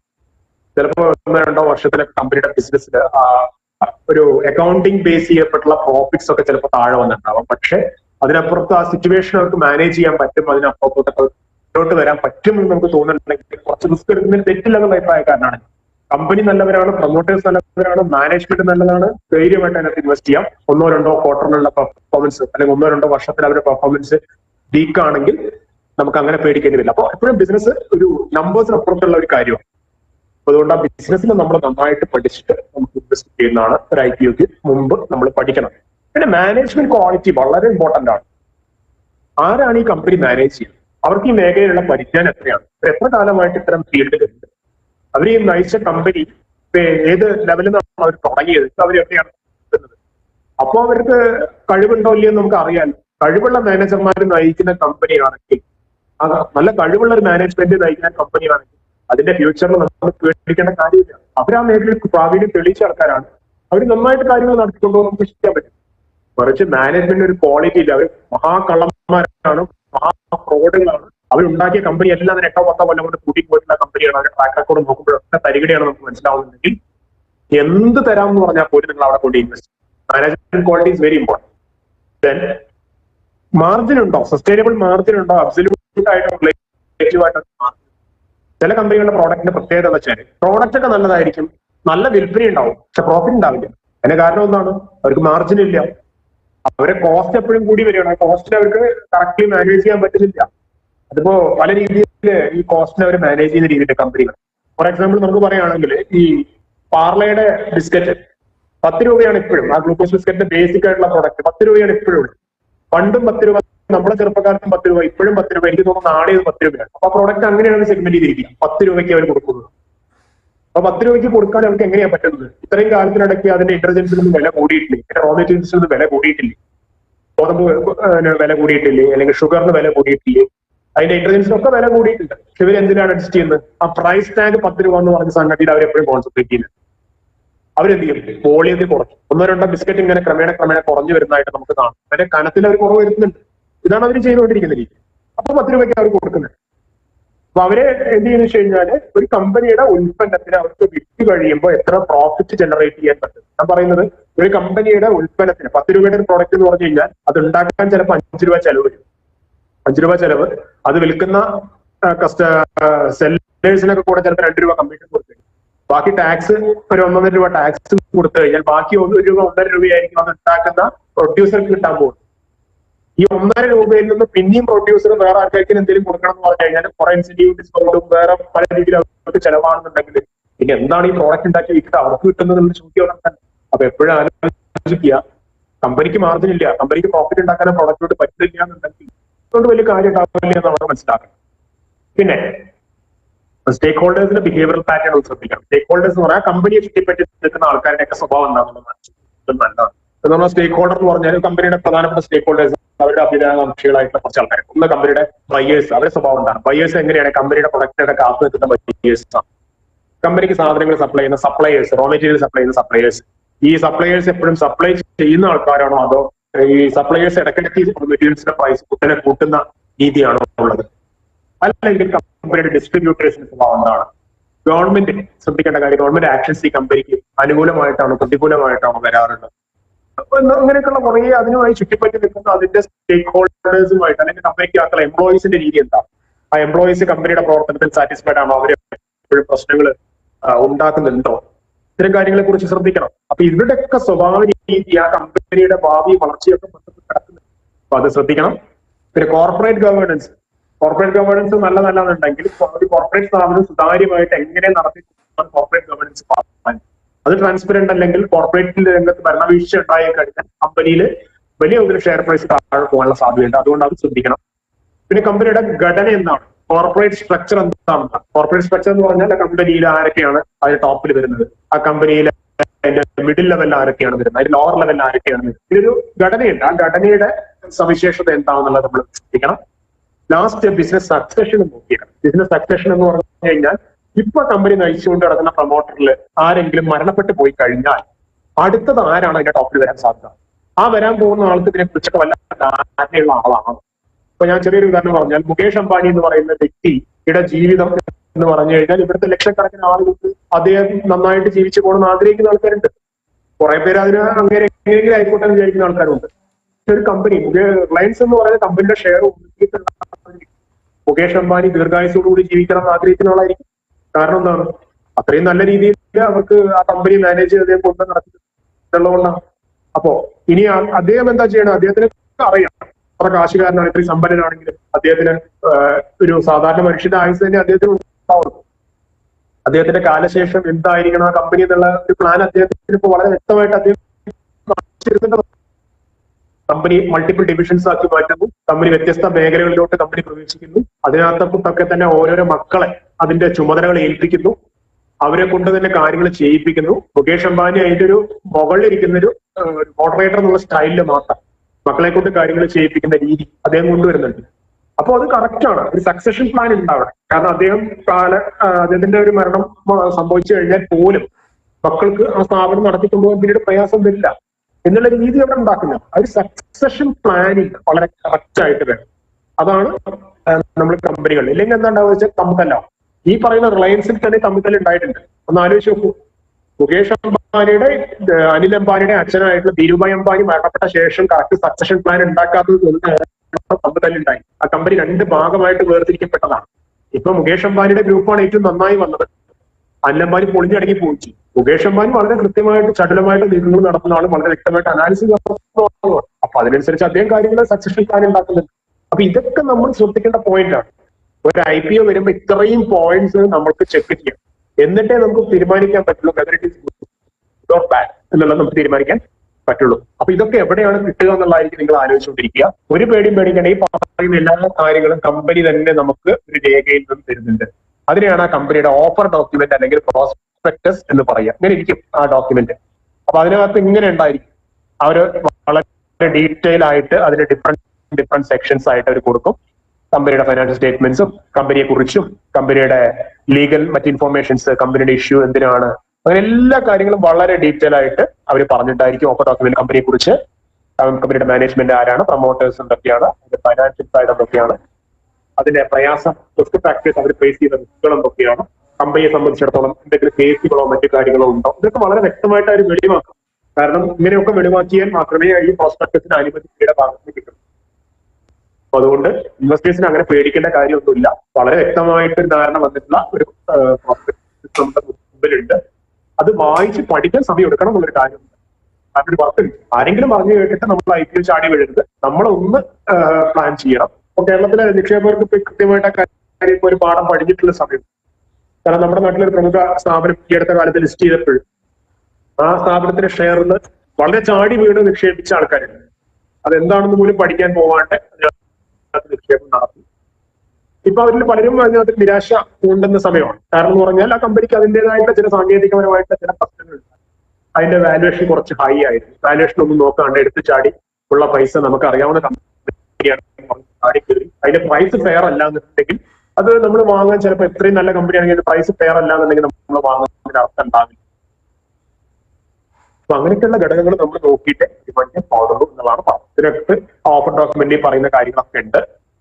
അതിന്റെ ക്യാപിറ്റൽ സ്ട്രക്ചർ അല്ലെങ്കിൽ ക്യാപിറ്റലിന്റെ ഘടന എന്താണ്, കമ്പനി എന്തിനാണ് ഈ പൈസ അക്സെപ്റ്റ് ചെയ്യുന്നത്, ഇഷ്യൂ പ്രൈസ് എങ്ങനെയാണ് ഫിക്സ് ചെയ്യുന്നത്, മാനേജ്മെന്റിന്റെ ബിസിനസിനെ സംബന്ധിച്ചിടത്തോളം ഉള്ള ഡിസ്കഷൻസും മറ്റു കാര്യങ്ങളും ഒക്കെ ഇതിനകത്ത് വ്യക്തമായിട്ട് പറഞ്ഞിട്ടുണ്ടായിരിക്കും. അപ്പോ ഇത്രയും കാര്യങ്ങൾ മാത്രം നോക്കിയിട്ട് നമുക്ക് ഒരു തീരുമാനം എടുക്കാൻ പറ്റുമോ? ഇല്ല. നമ്മള് ഈ ഒരു കാര്യം മാത്രം നോക്കിയിട്ട് ഒരു ഡിസിഷനിലോട്ട് എത്തും. ഈ പറയുന്ന കാര്യങ്ങളൊക്കെ ആര് പറഞ്ഞ കാര്യം? കമ്പനി പറഞ്ഞ കാര്യമോ എന്ന് പറഞ്ഞാൽ കമ്പനിയാണ് നമ്മളോട് പറഞ്ഞത്. കമ്പനി അതിന്റെ ഓഫർ ഡോക്യുമെന്റിൽ പറഞ്ഞ കാര്യമാണ്. ഒരാൾ പറഞ്ഞു കഴിഞ്ഞാൽ അത് 100% അയാൾ പറയുന്ന കാര്യങ്ങൾ തന്നെയാണ് അത് ശരി എന്നുള്ളത് നമുക്ക് വിശ്വസിക്കാൻ പറ്റുമോ? ഇല്ല. നമ്മളെ രീതി അനുസരിച്ച് നമ്മൾ എന്ത് ചെയ്യും? നമ്മൾ അതിനെക്കുറിച്ച് വേറെയുള്ള സ്രോതസ്സുകളിലൂടെ നമ്മൾ കാര്യങ്ങൾ പഠിക്കാൻ. അപ്പൊ ഈ വേറെ ഏത് സ്രോതസ്സുകളെന്നാണ് നമുക്ക് ഈ കമ്പനിയുടെ വിവരങ്ങളെ കുറിച്ച് ഒരു അനാലിസിസ് നടത്താൻ നമുക്ക് വേറെ ഏതൊക്കെ മാർഗങ്ങളുള്ള ഇൻഫർമേഷൻ? ഒന്ന്, റിസർച്ച് റിപ്പോർട്ടുകൾ. എല്ലാ പ്രമുഖ സ്റ്റോക്ക് ബ്രോക്കിംഗ് ഇൻവെസ്റ്റ്മെന്റ് അഡ്വൈസറി സ്ഥാപനങ്ങളും ഒരു IPO വരുമ്പോൾ അവരുടെ റിസർച്ച് വിങ് തയ്യാറാക്കുന്ന റിസർച്ച് റിപ്പോർട്ടുകൾ നമുക്ക് അവൈലബിൾ ആവും. എന്ന് പറഞ്ഞു കഴിഞ്ഞാൽ നിങ്ങളുടെ റീച്ച് പോലെ നിങ്ങൾക്ക് അവൈലബിൾ ആവും. ചിലത് പെയ്ഡ് ആയിരിക്കും റിസർച്ച് റിപ്പോർട്ട്, ചിലത് ഫ്രീ ആയിരിക്കും. അറ്റ്ലീസ്റ്റ് ഫ്രീ ആയിട്ട് കിട്ടുന്ന റിസർച്ച് റിപ്പോർട്ടുകൾ എല്ലാ ബ്രോക്കിംഗ് സൈറ്റുകളിൽ നിന്നും എല്ലാ അഡ്വൈസേഴ്സും അവർ പ്രൊവൈഡ് ചെയ്യുന്ന അല്ലെങ്കിൽ മീഡിയാസിലൂടെ ഒക്കെ അവരുടെ റിസർച്ച് റിപ്പോർട്ടുകൾ അവർ പബ്ലിഷ് ചെയ്യാറ്. ആ റിസർച്ച് റിപ്പോർട്ടുകൾ ഒന്ന് വായിച്ചു നോക്കുക. അപ്പൊ ഓരോ ബ്രോക്കേഴ്സിനും അവർക്ക് തോന്നിയിട്ടുള്ള കാര്യം അവരുടെ റിസർച്ചിൽ അതിനെ കുറിച്ച് പറയുന്ന IPO സബ്സ്ക്രൈബ് ചെയ്യണമെന്നാണ്, അതിന് അവര് പോസിറ്റീവ് റേറ്റിംഗ് ആണോ കൊടുക്കുന്നത്, നെഗറ്റീവ് റേറ്റിംഗ് ആണോ കൊടുക്കുന്നത്. അപ്പൊ അതൊക്കെ വായിക്കുമ്പോൾ നമുക്ക് കുറച്ചുകൂടെ കാര്യങ്ങൾ ഐഡിയ വരും. ഒരു റിപ്പോർട്ട് മാത്രം വായിച്ചു കാര്യമില്ല, കിട്ടാവുന്നിടത്തോളം എല്ലാ റിപ്പോർട്ടുകളും ഡൗൺലോഡ് ചെയ്തെടുത്ത് വായിക്കണം. പിന്നെ കമ്പനി തന്നെ ഫയൽ ചെയ്തിട്ടുള്ള രേഖകൾ നോക്കുക.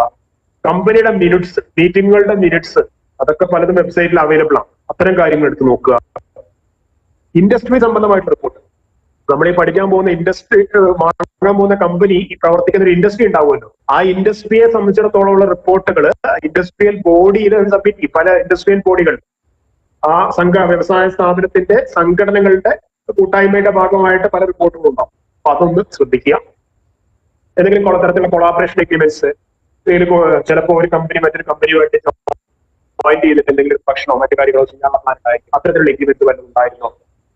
പിന്നെ ക്രെഡിറ്റ് റേറ്റിംഗ് സ്ഥാപനങ്ങൾക്ക് അതിനെക്കുറിച്ച്, ഈ കമ്പനിയെ കുറിച്ചുള്ള ഒപ്പീനിയൻ, ഇങ്ങനെയൊക്കെയുള്ള കാര്യങ്ങൾ കൂടെ നോക്കിക്കഴിഞ്ഞാൽ നമുക്ക് ഏതാണ്ട് ഒരു ധാരണ കിട്ടും ഈ IPO നല്ലതാണോ ചീത്തയാണോ എന്ന്. അങ്ങനെയൊക്കെ കഴിഞ്ഞു കഴിഞ്ഞാൽ നമ്മൾ എന്ത് ചെയ്യാണ്? ഒരു തീരുമാനത്തിലെത്തും IPOക്ക് നമ്മൾ ഇൻവെസ്റ്റ് ചെയ്യാൻ പോകണ്ടോ. ഇനി നമുക്ക് മുന്നോട്ട് പോകാം. എന്റെ അഭിപ്രായത്തിൽ നല്ലതാണെന്ന് എനിക്ക് തോന്നുന്നു. എന്നാൽ പിന്നെ ധൈര്യമായിട്ട് നമ്മുടെ കയ്യിൽ ഫണ്ട് ഉണ്ടെങ്കിൽ നമ്മൾ എന്ത് ചെയ്യാം? ധൈര്യമായിട്ട് അതിന്റെ അടുത്ത നടപടിയിലേക്ക് കടക്കുക. നമ്മൾ IPOക്ക് അപേക്ഷിക്കാനായിട്ട് പോവുകയാണ്. അപ്പൊ IPOക്ക് അപേക്ഷിക്കാനായിട്ട് രണ്ട് മാർഗങ്ങളിലാണ് കമ്പനിയുടെ IPO പൊതുവെ വരാറുള്ളത്. ഒന്ന്, ഫിക്സഡ് പ്രൈസ് ഇഷ്യൂ ഉണ്ടാവാറുണ്ട്. ബുക്ക് ബിൽഡിംഗ് ഇഷ്യൂ ഉണ്ട്. ഫിക്സഡ് പ്രൈസ് ഇഷ്യൂ എന്ന് പറഞ്ഞാൽ ആദ്യം തന്നെ പറയും കമ്പനിയുടെ ഒരു ഷെയറിന് എത്ര വില തരണം കമ്പനി ആദ്യമേ എന്ന് പറയും. പിന്നെ അതിനകത്ത് വിലപേശലൊന്നുമില്ല. നമുക്ക് താല്പര്യം ഉണ്ടെങ്കിൽ ആ വിലയ്ക്ക് വാങ്ങാം, ഇല്ലെങ്കിൽ നമ്മൾ അപേക്ഷിക്കേണ്ടെന്ന് വെച്ചാൽ അത്രയേ ഉള്ളൂ. അതാണ് ഫിക്സഡ് പ്രൈസ് ഇഷ്യൂ. പക്ഷേ ഫിക്സഡ് പ്രൈസ് ഇഷ്യൂ വളരെ റയർ ആണ്. ക്യാപിറ്റൽ മാർക്കറ്റിൽ അല്ലെങ്കിൽ സ്റ്റോക്ക് മാർക്കറ്റിൽ അങ്ങനെയുള്ള IPOs വരുന്നത് വളരെ റയർ ആണ്. എന്നാൽ ബുക്ക് ബിൽഡിംഗ് ഇഷ്യൂ എന്ന് പറഞ്ഞ രീതിയാണ് പൊതുവെയുള്ള. ബുക്ക് ബിൽഡിംഗ് ഇഷ്യൂ എന്താണെന്ന് വളരെ ഡീറ്റെയിൽ ആയിട്ട് പറഞ്ഞു. അപ്പൊ ആദ്യം ഇതിന്റെ പ്രൈസ് ഡിസ്കവറി എങ്ങനെയാണ് ബുക്ക് ബിൽഡിംഗ് ഇഷ്യൂവിൽ അകത്ത് വരുന്നത്. ഒരു പ്രൈസ് ബാൻഡ് ഉണ്ടാവും. ഒരു പ്രൈസ് ബാൻഡ്. അപ്പൊ പ്രൈസ് ബാൻഡ് ഉദാഹരണമായിട്ട് ഒരു 20% റേഞ്ചിലാണ് ഈ പ്രൈസ് ബാൻഡ് ഉണ്ടാവുക. ഒരു കമ്പനി IPO തീരുമാനിച്ചത് 100-നും 120-നും ഇടയ്ക്ക് ആളുകൾക്ക് അപേക്ഷിക്കാൻ അവസരം കൊടുത്തു. അത് 100 രൂപയും 120 രൂപയുമാണ് അതിന്റെ പ്രൈസ് ബാൻഡിൽ വയ്ക്കുക. അപ്പൊ അതിനകത്ത് 100 രൂപ അതിന്റെ ലോവർ പ്രൈസ് ബാൻഡ് ആണ്, 120 രൂപ അതിന്റെ അപ്പർ പ്രൈസ് ബാൻഡ് ആണ്. അപ്പോ എക്സാക്ട്ലി IPO ഏത് പ്രൈസിനാണ് നമുക്ക് ഷെയർ കൊടുക്കണമെന്നുള്ളത് നമുക്ക് പറയാൻ പറ്റില്ല. അതിന്റെ അപേക്ഷ ഫോറത്തിൽ പറയുന്നുണ്ടാവും അങ്ങനെയായിരിക്കും. നിങ്ങൾക്ക് ഷെയറിന് അപേക്ഷിക്കാം, മിനിമം ഇത്ര എണ്ണം വെച്ച് നിങ്ങൾക്ക് അപേക്ഷിക്കാൻ പറ്റുള്ളൂ. ആ മിനിമം ഷെയറുകൾക്ക് നിങ്ങൾ 100 രൂപയ്ക്കും 120 രൂപയ്ക്കും ഇടയിലുള്ള ഒരു സംഖ്യ നിങ്ങൾ കോട്ട് ചെയ്യണം എന്നാണ് പറയുക നമ്മുടെ. അപ്പൊ 100-നും 120-നും ഇടയ്ക്ക് 100 ഉണ്ട്, 101 ഉണ്ട്, 102 ഉണ്ട്, 110 ഉണ്ട്, 115 ഉണ്ട്, 120 ഉണ്ട്. അതിൽ ഏത് വേണമെങ്കിലും നമുക്ക് എന്ത് ചെയ്യാം, കോട്ട് ചെയ്യാം. എന്നിട്ട് കൂടുതൽ അപേക്ഷകളും അതിന്റെ സാങ്കേതിക സാഹചര്യങ്ങളൊക്കെ നോക്കിയിട്ടാണ് കമ്പനി അതിന്റെ പ്രൈസ് ഫിക്സേഷൻ നടത്തുക. അതാണ് ബുക്ക് ബിൽഡ് ഇഷ്യൂ. അപ്പൊ പഴയ രീതി ഫിക്സഡ് പ്രൈസ് ഇഷ്യൂവിൽ അങ്ങനെയല്ല. കമ്പനി പ്രൈസ് അങ്ങ് പറയും, ആ പ്രൈസിൽ നമുക്ക് വേണമെങ്കിൽ വാങ്ങാം, വേണ്ടെങ്കിൽ വാങ്ങണം. അതാണ് അതിന്റെ കാര്യം. ബുക്ക് ബിൽഡിൽ അങ്ങനെയല്ല വരുന്നത്. എന്താണ്, ഒരു റേഞ്ച് പറയുന്നുണ്ട്. ആ റേഞ്ചിനകത്തോട്ട് നമുക്ക് താല്പര്യമുള്ള റേഞ്ചിൽ നമുക്ക് ആ പ്രൈസ് അവിടെ സെറ്റ് ചെയ്യാം. നമുക്ക് കിട്ടാൻ അർഹത ഉണ്ടെങ്കിൽ കിട്ടും, കിട്ടില്ലെങ്കിൽ കിട്ടില്ല. അത്രയാണ് അതിനകത്ത് സംഭവിക്കാനുള്ളത്. അപ്പൊ ഞാൻ അതിന്റെ ഒരു ചെറിയ ഉദാഹരണം കാണിച്ചു തരാം. ഈ ബുക്ക് ബിൽഡിൽ എങ്ങനെയാണ് കാര്യങ്ങൾ വർക്ക്ഔട്ട് ആവും. ഒരു കമ്പനി ഒരു IPO price fixation price band fix ചെയ്ത് 20 രൂപ തൊട്ടിട്ട് 24 രൂപ വരെയാണ് കൊടുക്കാനുള്ള 3000 ഷെയർ. IPO 3000 ഷെയറെ കൊടുക്കാനുള്ളൂ. കമ്പനി 5 ബിഡുകൾ സ്വീകരിച്ചു. 5 ബിഡുകൾ എന്ന് പറഞ്ഞാൽ 5 വ്യത്യസ്ത പ്രൈസിനുള്ള ബിഡുകൾ കമ്പനിക്ക് കിട്ടി. അതിൽ ഒന്നാമത്തെ ബിഡ് 500 ക്വാണ്ടിറ്റിയുടെ ഒരു ബിഡായിരുന്നു. 24 രൂപയ്ക്ക് ഷെയർ വാങ്ങാന്ന് പറഞ്ഞ് 500 ക്വാണ്ടിറ്റിയുള്ള ബിഡ് വന്നു. അപ്പോൾ കമ്പനിക്ക് കൊടുക്കാൻ മൊത്തം 3000 ഷെയർ ഉണ്ട്. ഈ 500 ക്വാണ്ടിറ്റിയുടെ ബിഡ് കൊണ്ട് കമ്പനിയുടെ കാര്യം നടക്കില്ല. 24 രൂപയ്ക്ക് വാങ്ങാന്ന് പറഞ്ഞിട്ട് കാര്യമില്ല. 1000 ക്വാണ്ടിറ്റി 23 രൂപയ്ക്ക് വാങ്ങാന്ന് പറഞ്ഞാൽ ബിഡുകളുണ്ട്. അപ്പോഴും നോക്കൂ, 1500 24 ആൾക്കാരെ കൂട്ടിയാൽ പോലും 500 ആവുള്ളൂ. അപ്പോഴും ഈ 3000 ഷെയർ കൊടുക്കാനുള്ള കാര്യം നടക്കുന്നില്ല. അടുത്ത നോക്കുന്ന സമയത്ത് 1500 ക്വാണ്ടിറ്റികളെ ബിഡുണ്ട്. അത് 22 രൂപയ്ക്കാണ് വന്നിട്ടുള്ളത്. അപ്പൊ കമ്പനി കൂട്ടി നോക്കി 1500 പ്ലസ് 1000 പ്ലസ് 500 മൊത്തം 3000 ബിഡുകളായി. അപ്പൊ ഏത് പ്രൈസിനാണ്, ഏറ്റവും മിനിമം പ്രൈസിനാണ് ആ ബിഡുകൾ വന്നത്? 22 രൂപയ്ക്കാണ്. അപ്പൊ കമ്പനി തീരുമാനിച്ചത് 22 രൂപയ്ക്ക് ഷെയർ കൊടുക്കാനുള്ള തീരുമാനം എടുക്കും. അപ്പൊ 22 രൂപയ്ക്ക് കൊടുക്കാൻ തീരുമാനിച്ചാൽ നേരത്തെ 23 രൂപയ്ക്കും 24 രൂപയ്ക്കും ഒക്കെ ബിഡ് സപ്ലൈ ചെയ്യുന്ന ആൾക്കാരുണ്ടല്ലോ, അവരെയും അതിനകത്ത് ഉൾപ്പെടുത്തും. കാരണം 22-നെക്കാട്ട് ഉയർന്ന സംഖ്യയാണ് 23-ഉം 24-ഉം. അവർക്കും ഈ 22 രൂപയ്ക്ക് ഷെയർ കൊടുക്കുന്ന രീതിയിലാണ് കമ്പനി ഈ IPO നടത്തുക, ഫൈനലായിട്ട് നടത്തുക. ഇതാണ് നമ്മൾ മനസ്സിലാക്കുന്നത്. അപ്പൊ നമ്മൾ ആലോചിക്കേണ്ട കാര്യം, അതിന് താഴെ ബിഡ് സമർപ്പിച്ചേണ്ട അവസ്ഥ എന്തായിരിക്കും? 21 രൂപയ്ക്ക് 2000 ക്വാണ്ടിറ്റി വന്നിട്ടുണ്ട്, 20 രൂപയ്ക്ക് 2500 ക്വാണ്ടിറ്റി വന്നിട്ടുണ്ട്. അവരുടെ അപേക്ഷ തള്ളി. അതാണ് സംഭവിക്കുക. വളരെ ശ്രദ്ധിച്ച് മാത്രം IPO ചെയ്യാനായിട്ട് ശ്രമിക്കുക. ഇങ്ങനെയാണ് അതിന്റെ ബിഡിംഗ് പ്രോസസ്സ് നടക്കുന്നത്. അങ്ങനെയാണ് പ്രൈസ് ഫിക്സേഷൻ 22 രൂപ എന്നവർ ഫിക്സ്. ഇനി ഫോമിന്റെ ഫോമാറ്റാണ് കാണിക്കുന്നത്. അത് ഇപ്പൊ ആ രീതിയല്ല നമ്മൾ കൂടുതൽ ഉപയോഗിക്കാറ്. അപ്പൊ അതിനെക്കാട്ട് ഓൺലൈനായിട്ട് അപേക്ഷിക്കുന്ന രീതിയാണല്ലോ കൂടുതലുള്ളത്. ഈ അസ്ബ എങ്ങനെ ഓൺലൈൻ അപേക്ഷിക്കുന്നത് എന്നുള്ളതാണ് കാണിക്കുന്നത്. ഓൺലൈനായിട്ട് അപേക്ഷിക്കുക എന്ന് പറഞ്ഞു കഴിഞ്ഞാൽ നിങ്ങൾക്ക് നിങ്ങളുടെ ബാങ്കിന്റെ ഇന്റർനെറ്റ് ബാങ്കിങ് വഴിയോ അല്ലെങ്കിൽ നിങ്ങളുടെ സ്റ്റോക്ക് ബ്രോക്കർ തരുന്ന പ്ലാറ്റ്ഫോം വഴിയോ ഒക്കെ നിങ്ങൾക്ക് ഓൺലൈനായിട്ട് അപേക്ഷിക്കാനായിട്ട് പറ്റും. അപ്പോൾ ഓരോ സൈറ്റിലും അതിന്റെ ഒരു പ്രൊവിഷൻസ് വ്യത്യാസം ഉണ്ടായിരിക്കും. ആ പ്രൊവിഷൻസിന് വ്യത്യാസം ഉണ്ടെങ്കിൽ ഇങ്ങനെയൊക്കെ ഒരു സൈറ്റിലോട്ടാണ് നമ്മൾ എത്തുക. അതിനകത്ത് നമ്മുടെ കാറ്റഗറി ഏതാണ്, നമ്മുടെ പാൻ നമ്പർ, ഡീറ്റെയിൽസ് ഒക്കെ കൊടുത്ത് 3 ബിഡുകൾ വരെ നമുക്ക് സമർപ്പിക്കാനുള്ള സാഹചര്യം അതിനകത്ത് ഉണ്ടായിരിക്കും. അത് എത്ര പ്രൈസിനാണോ, എത്ര ക്വാണ്ടിറ്റി ആണ് ഒക്കെ നമുക്ക് സമർപ്പിക്കാനുള്ള ഡീറ്റെയിൽസ് ഒക്കെ കൊടുക്കാനുള്ള ഫെസിലിറ്റി അതിനകത്ത് ഉണ്ടായിരിക്കും. അപ്പൊ അതിനകത്ത് പ്രൈസ് നിങ്ങൾക്ക് തീരുമാനം എടുക്കാൻ പറ്റിയിട്ടില്ല എന്ന് വെക്കും. നേരത്തെ പറഞ്ഞ 20-24 ഏത് പ്രൈസിനാണ് ഷെയർ ഫൈനലായിട്ട് കമ്പനി കൊടുക്കുക എന്നുള്ളത് നമുക്ക് അറിയില്ലല്ലോ. 28, 24 ഏത് പ്രൈസിന് വേണമെങ്കിലും ആകാം. അങ്ങനെയാണെങ്കിൽ എന്ത് ചെയ്യണമെന്ന് വെച്ച് കഴിഞ്ഞാല് നമ്മൾ കട്ട് ഓഫ് പ്രൈസ് എന്ന് പറഞ്ഞ ഒരു സംഗതി ഇതിനകത്ത്. ഈ കട്ട് ഓഫ് പ്രൈസ് ടിക്ക് ചെയ്താൽ മതി. ഈ കട്ട് ഓഫ് പ്രൈസ് ടിക്ക് ചെയ്ത് കഴിഞ്ഞാൽ നമുക്ക് കമ്പനിയായിട്ട് ഡിസൈഡ് ചെയ്ത് ഏത് പ്രൈസിനാണോ ആ പ്രൈസിന് നമ്മൾ ഓക്കെ ആണെന്നാണ് അതിന്റെ അർത്ഥം. അപ്പൊ ബിഡ് ചെയ്ത പ്രൈസ് ടിക്ക് ചെയ്ത് കഴിഞ്ഞാൽ എന്താണ് അതിന്റെ പ്രത്യേകത? കമ്പനി ഫൈനലായിട്ട് ഈ അപേക്ഷകളുടെ എല്ലാം പരിഗണിച്ച് തീരുമാനമെടുത്ത് ഏത് പ്രൈസിന് കൊടുക്കണം എന്ന് തീരുമാനിച്ചു കഴിഞ്ഞാൽ ആ പ്രൈസിന് നമ്മൾ വാങ്ങാൻ സന്നദ്ധനാണ് എന്ന് നമ്മൾ പറയുന്നതാണ്. അപ്പൊ നമ്മൾ അവിടെ പ്രൈസ് പിന്നെ കാണിക്കണ്ട. 20, 21, 22, 23, 24 നമ്മൾ കാണിക്കണം. കമ്പനി തീരുമാനിക്കുന്ന വിലയ്ക്ക് നമ്മൾ വാങ്ങാൻ തന്നെ തയ്യാറാണ് എന്നുള്ളതാണ് കട്ട് ഓഫ് പ്രൈസിന്റെ കാര്യം. അപ്പൊ മിനിമം ഇത്ര നമ്പറേ പറ്റുള്ളൂ. നമ്മുടെ ഡീറ്റെയിൽസ് കൊടുത്തിട്ട് നമുക്ക് അപ്ലൈ ചെയ്തിടാം. അപ്ലൈ ചെയ്യുന്ന സമയത്ത് നോർമലി ഇപ്പോ നമുക്ക് ഇന്റർനെറ്റ് ബാങ്കിങ് ആണെങ്കിൽ ആ ബാങ്കിന്റെ ഇതിന് തന്നെ ഓട്ടോമാറ്റിക്കലി അവിടെ ലോക്കിൻ ചെയ്യാനുള്ള നമ്മുടെ OTP ഒക്കെ വന്ന് നമുക്ക് ബ്ലോക്ക് ചെയ്ത് ഫെസിലിറ്റി വരും. മറിച്ച് UPI ഫെസിലിറ്റി വഴി പറ്റും. നമ്മൾ ഗൂഗിൾ പേ, Paytm വഴിയൊക്കെ ഇപ്പൊ ചെയ്യാൻ ഫെസിലിറ്റി ഉണ്ട്. അപ്പൊ നമ്മൾ നേരത്തെ പറഞ്ഞ പോലെ എന്ത് ചെയ്യാം, UPI ID ഒക്കെ വെച്ചിട്ട് നമ്മൾ അപേക്ഷയൊക്കെ സമർപ്പിച്ച ശേഷം നമുക്ക് ആ പൈസ ബ്ലോക്ക് ചെയ്യാൻ ഒരു നോട്ടിഫിക്കേഷൻ ഗൂഗിൾ പേയിലൊക്കെ വരും. അപ്പൊ നമ്മൾ എന്ത് ചെയ്യാം, ആ UPI മാൻഡേറ്റിൽ നമ്മൾ പിൻ അടിച്ചു വെച്ച് കഴിഞ്ഞാൽ നമ്മുടെ UPI പിൻ അടിച്ചു കഴിഞ്ഞാൽ ആ മാൻഡേറ്റ് അപ്രൂവ് ആയി കിടക്കും. അപ്പൊ അതിന് പറയുന്ന എമൗണ്ട് നമ്മളുടെ UPI സംവിധാനം ഉപയോഗിക്കുന്ന ബാങ്ക് അക്കൗണ്ടിൽ ആ പറയുന്ന എമൗണ്ട് ബ്ലോക്കായി കിടക്കും. ശ്രദ്ധിക്കുക, നല്ല ബേസിക് ആയിട്ടുള്ള ഫെസിലിറ്റി ഉള്ള ബാങ്ക് അക്കൗണ്ടുകളിൽ മാത്രം എന്ന് പറഞ്ഞാൽ കുറച്ച് ടെക്നിക്കലി ഫ്രണ്ട്ലി ആയിട്ടുള്ള ബാങ്ക് അക്കൗണ്ടുകൾ അല്ലെങ്കിൽ സെൽഫ് സർട്ടിഫൈഡ് സിൻഡിക്കേറ്റ് ബാങ്കുകളുടെ ഒക്കെ അക്കൗണ്ടുകളിലാണ് ഈ ഫെസിലിറ്റി എല്ലാം അവർ എനേബിൾ ചെയ്തിട്ടുണ്ടാകും. അപ്പൊ അതുകൊണ്ട് പ്രധാനപ്പെട്ട ബാങ്കുകളൊക്കെ തന്നെ അതിനകത്ത് വരുന്നതായതുകൊണ്ട് അതിനകത്ത് വലിയ പ്രശ്നമൊന്നും വരാറില്ല. എന്നാലും ഇപ്പോ SBI ആണെങ്കിൽ, HDFC ആണെങ്കിൽ, ICICI ആണെങ്കിൽ, ആക്സിസ് ആണെങ്കിൽ ഇതൊക്കെ ഈ പറയുന്ന കാറ്റഗറി വരുന്ന ബാങ്കുകളാണ്. അതുകൊണ്ട് അത്തരം ബാങ്കുകളുടെ ഒക്കെ ഇടപാട് നടത്തുമ്പോൾ നമുക്ക് ഈ UPI ഫെസിലിറ്റി അതോടൊപ്പം തന്നെ ഈ IPOക്ക് ബിഡ് ചെയ്യാനുള്ള ഫെസിലിറ്റി ഉണ്ടായിരിക്കും. പക്ഷെ പ്രാദേശികമായിട്ട് വരുന്ന ചില ബാങ്കുകളിലൊക്കെ ആണെങ്കിൽ ഒരുപക്ഷെ ഈ ഫെസിലിറ്റി ഒന്നും ചിലപ്പോൾ അക്കൗണ്ടിന് ഉണ്ടാവാത്തത് കൊണ്ട് ചില ബുദ്ധിമുട്ടുകൾ നേരിട്ടേക്കാം എന്നാണ് ഞാൻ പറയുന്നത്. അപ്പൊ അതിന് ഇത്രയേ ഉള്ളൂ. ആ രീതിയിലാണ് നമ്മൾ അപേക്ഷ സമർപ്പിക്കുക. അത് ആ രീതിയിൽ ചെയ്ത് കഴിഞ്ഞാൽ നമുക്ക് ഒരു മെസ്സേജ് വരും. നമ്മളുടെ അപേക്ഷ സമർപ്പിക്കപ്പെട്ടതിന്റെ കാണിച്ചിട്ടുള്ള ഒരു മെസ്സേജ് വരും. പിന്നെ അതുമായി ബന്ധപ്പെട്ട് നമുക്ക് അലോട്ട്മെന്റ് ഉണ്ടെങ്കിൽ, ഷെയർ അലോട്ട് ചെയ്യാൻ തീരുമാനം ഉണ്ടെങ്കിൽ അതുമായി ബന്ധപ്പെട്ട് കമ്പനി തീരുമാനമെടുത്ത് ആ വിവരങ്ങൾ നമ്മൾ കമ്പനി നമ്മളെ അറിയിക്കും. അത് മെയിലായിട്ടോ SMS ആയിട്ടോ ഒക്കെ നമുക്ക് ഷെയർ ഉണ്ടെങ്കിൽ ആ വിവരങ്ങൾ നമുക്ക് അറിയിക്കും. ഇനി കമ്പനിയുടെ അപേക്ഷകരുടെ എണ്ണം കൂടുതലാണെങ്കിൽ കമ്പനി എന്താണ് ചെയ്യുക എന്നുള്ളത് ശ്രദ്ധിച്ചോളൂ. ഒരു ഇല്ലസ്ട്രേഷൻ കാണിക്കുകയാണ്. ഒരു കമ്പനിയുടെ കേസില് സെപ്റ്റംബർ 9, 2020 IPOയുടെ അപേക്ഷ ക്ലോസ് ചെയ്യുന്ന ഒരു കേസാണ്. അലോട്ട്മെന്റ് തീരുമാനിച്ച് സെപ്റ്റംബർ 14 അതിന്റെ ബിഡ് ഓപ്പൺ ചെയ്ത് സെപ്റ്റംബർ 7 അപേക്ഷ സമർപ്പിക്കാനുള്ള അവസാനത്തെ ദിവസം സെപ്റ്റംബർ 9 അങ്ങനെ അപേക്ഷകൾ വന്നു, കുറെ അപേക്ഷകൾ വന്നു. അതിനകത്ത് ഇങ്ങനെ അപേക്ഷകൾ കാറ്റഗറൈസ് ചെയ്തു. IPOന്റെ അപേക്ഷകളൊക്കെ കാറ്റഗറൈസ് ചെയ്ത സമയത്ത് 75 ഷെയർ ആയിരുന്നു ഒരു മിനിമം അപേക്ഷിക്കാനുള്ള. ഒരാൾ അപ്ലൈ ചെയ്യണമെങ്കിൽ മിനിമം 75 വെച്ച് അപേക്ഷിക്കാനേ പറ്റുള്ളൂ ആ അപേക്ഷയ്ക്കകത്ത്. അപ്പൊ അതിനകത്ത് 75 ഷെയർ അപ്ലൈ ചെയ്തിട്ടുണ്ട്.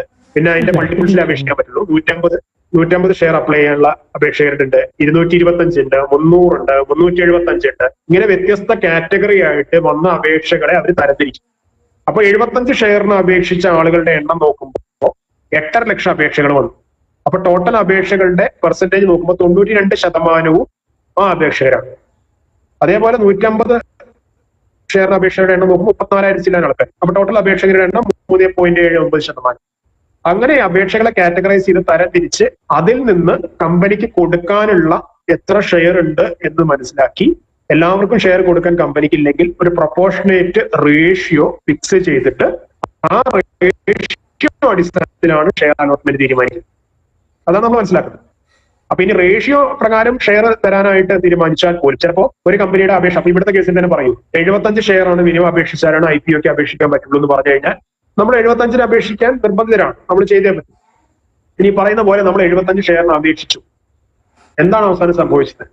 ചിലപ്പോൾ നമുക്ക് IPO അലോട്ട്മെന്റ് കിട്ടുന്ന സമയത്ത് ഒന്നും കിട്ടിയില്ല എന്നുള്ള മെസ്സേജാണ് വരുന്നത്. നിങ്ങളുടെ IPO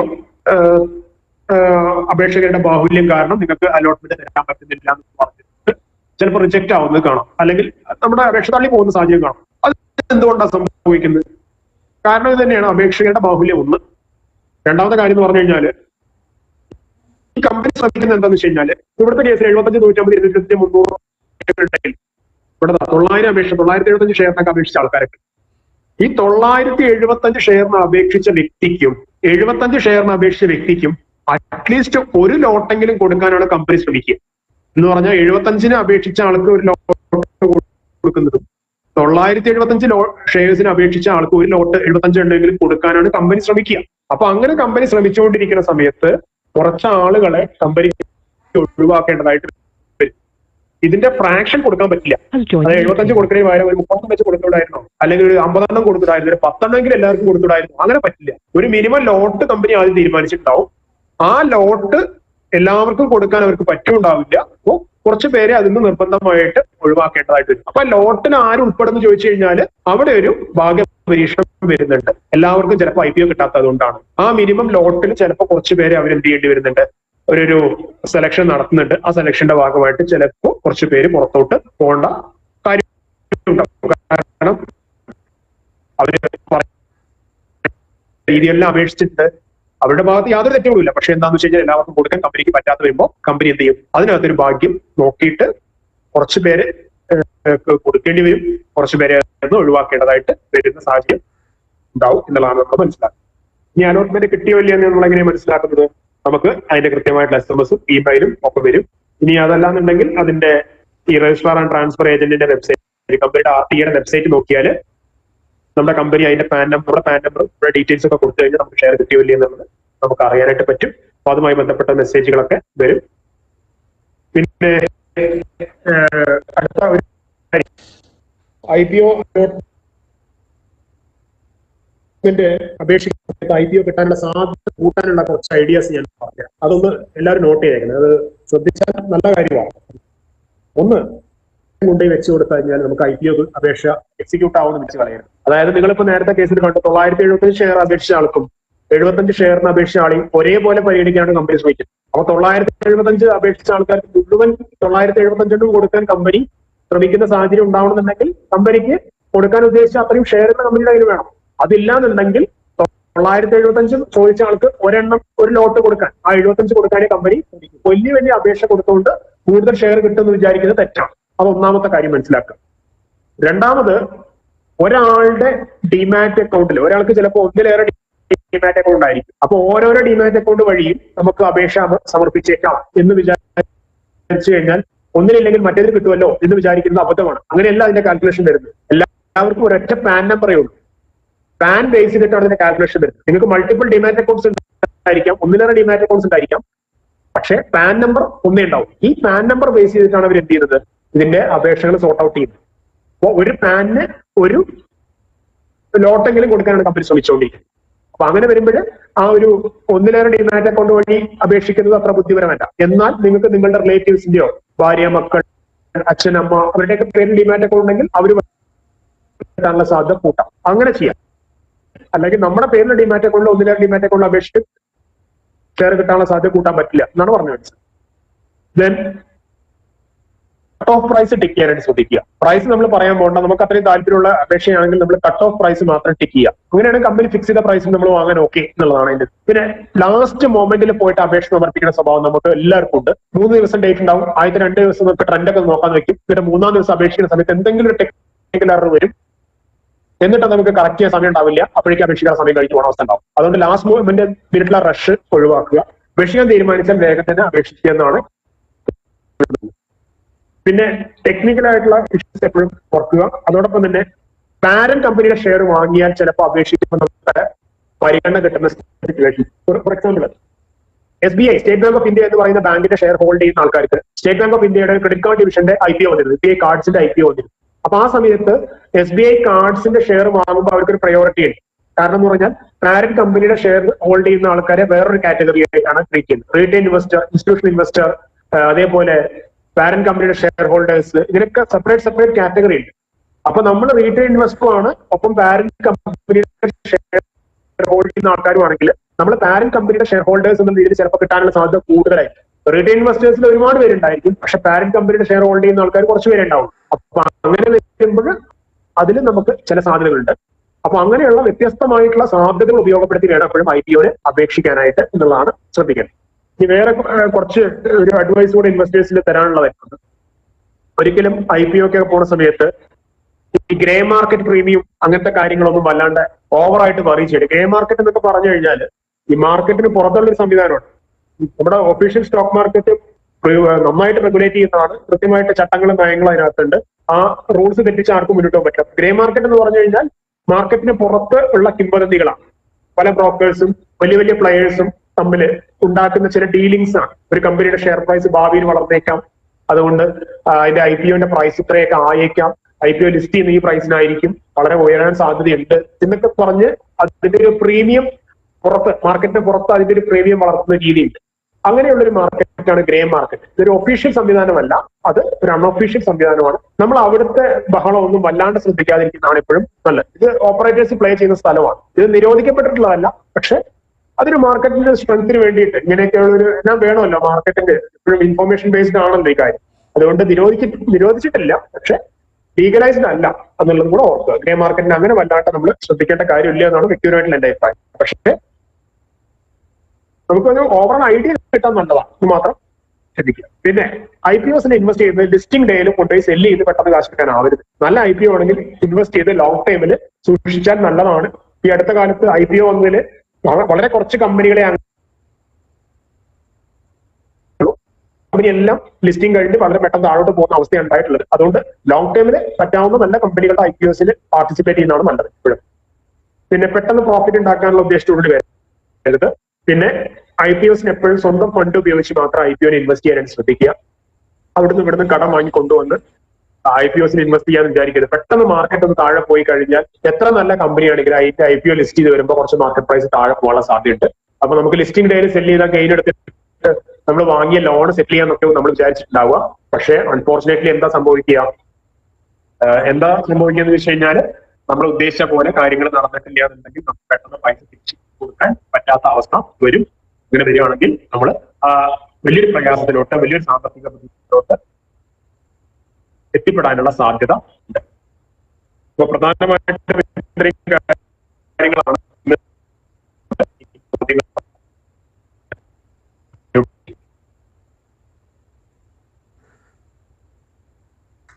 ഈ മാനേജ്മെന്റിന്റെ കാര്യം പറഞ്ഞേ, അവരുടെ ഡീറ്റെയിൽസ്.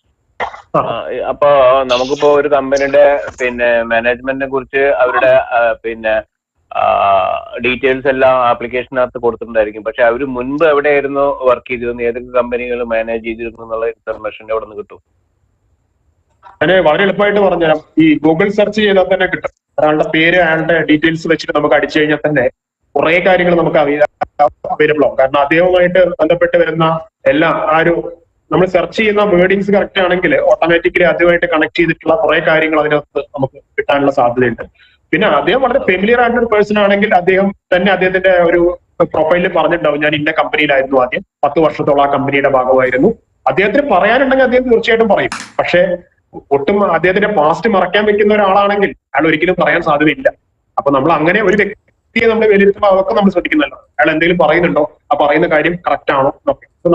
നമ്മൾ ഇത്രയും കാലം പെർഫോം ചെയ്തിട്ട് നമ്മൾ ഇത്രയും കാലം നമ്മുടെ ലൈഫ് ഹിസ്റ്ററി നോക്കുമ്പോൾ നമുക്കൊരു 14-40 വയസ്സായി, ഇതിനിടയ്ക്ക് നമ്മൾ എവിടെയൊക്കെ വർക്ക് ചെയ്തു നമുക്ക് ഇപ്പോഴും പറയാൻ പറ്റുന്നുണ്ടെങ്കിൽ അതിന്റെ അർത്ഥം നമ്മൾ എവിടെയും അങ്ങനെ പ്രശ്നം ഉണ്ടാക്കാത്ത ആളാണ്. മറിച്ച് നമ്മളുടെ പാസ്റ്റ് നമുക്ക് മറക്കാൻ ആഗ്രഹം ഉണ്ടെങ്കിൽ നമുക്ക് പറയില്ല, എന്താണ് ഞാൻ ഇന്ന കമ്പനിയിലായിരുന്നു, നമ്മൾ പറയില്ല. അതൊക്കെ നമുക്ക് ശ്രദ്ധിക്കാം. അതുപോലെ ഈ കഴിഞ്ഞ മാർച്ചിൽ ഒരു IPO ഉണ്ടായിരുന്നു, ഒരു റെയിൽടെൽ കോർപ്പറേഷന്റെ. അപ്പൊ അത് ഇതുപോലെ നമ്മൾ അപ്ലൈ ചെയ്തിരുന്ന, കാരണം ഇതിപ്പോ ഗവൺമെന്റ് സെക്ടർ ഇതാണല്ലോ, പിന്നെ പബ്ലിക് സെക്ടർ ആണല്ലോ.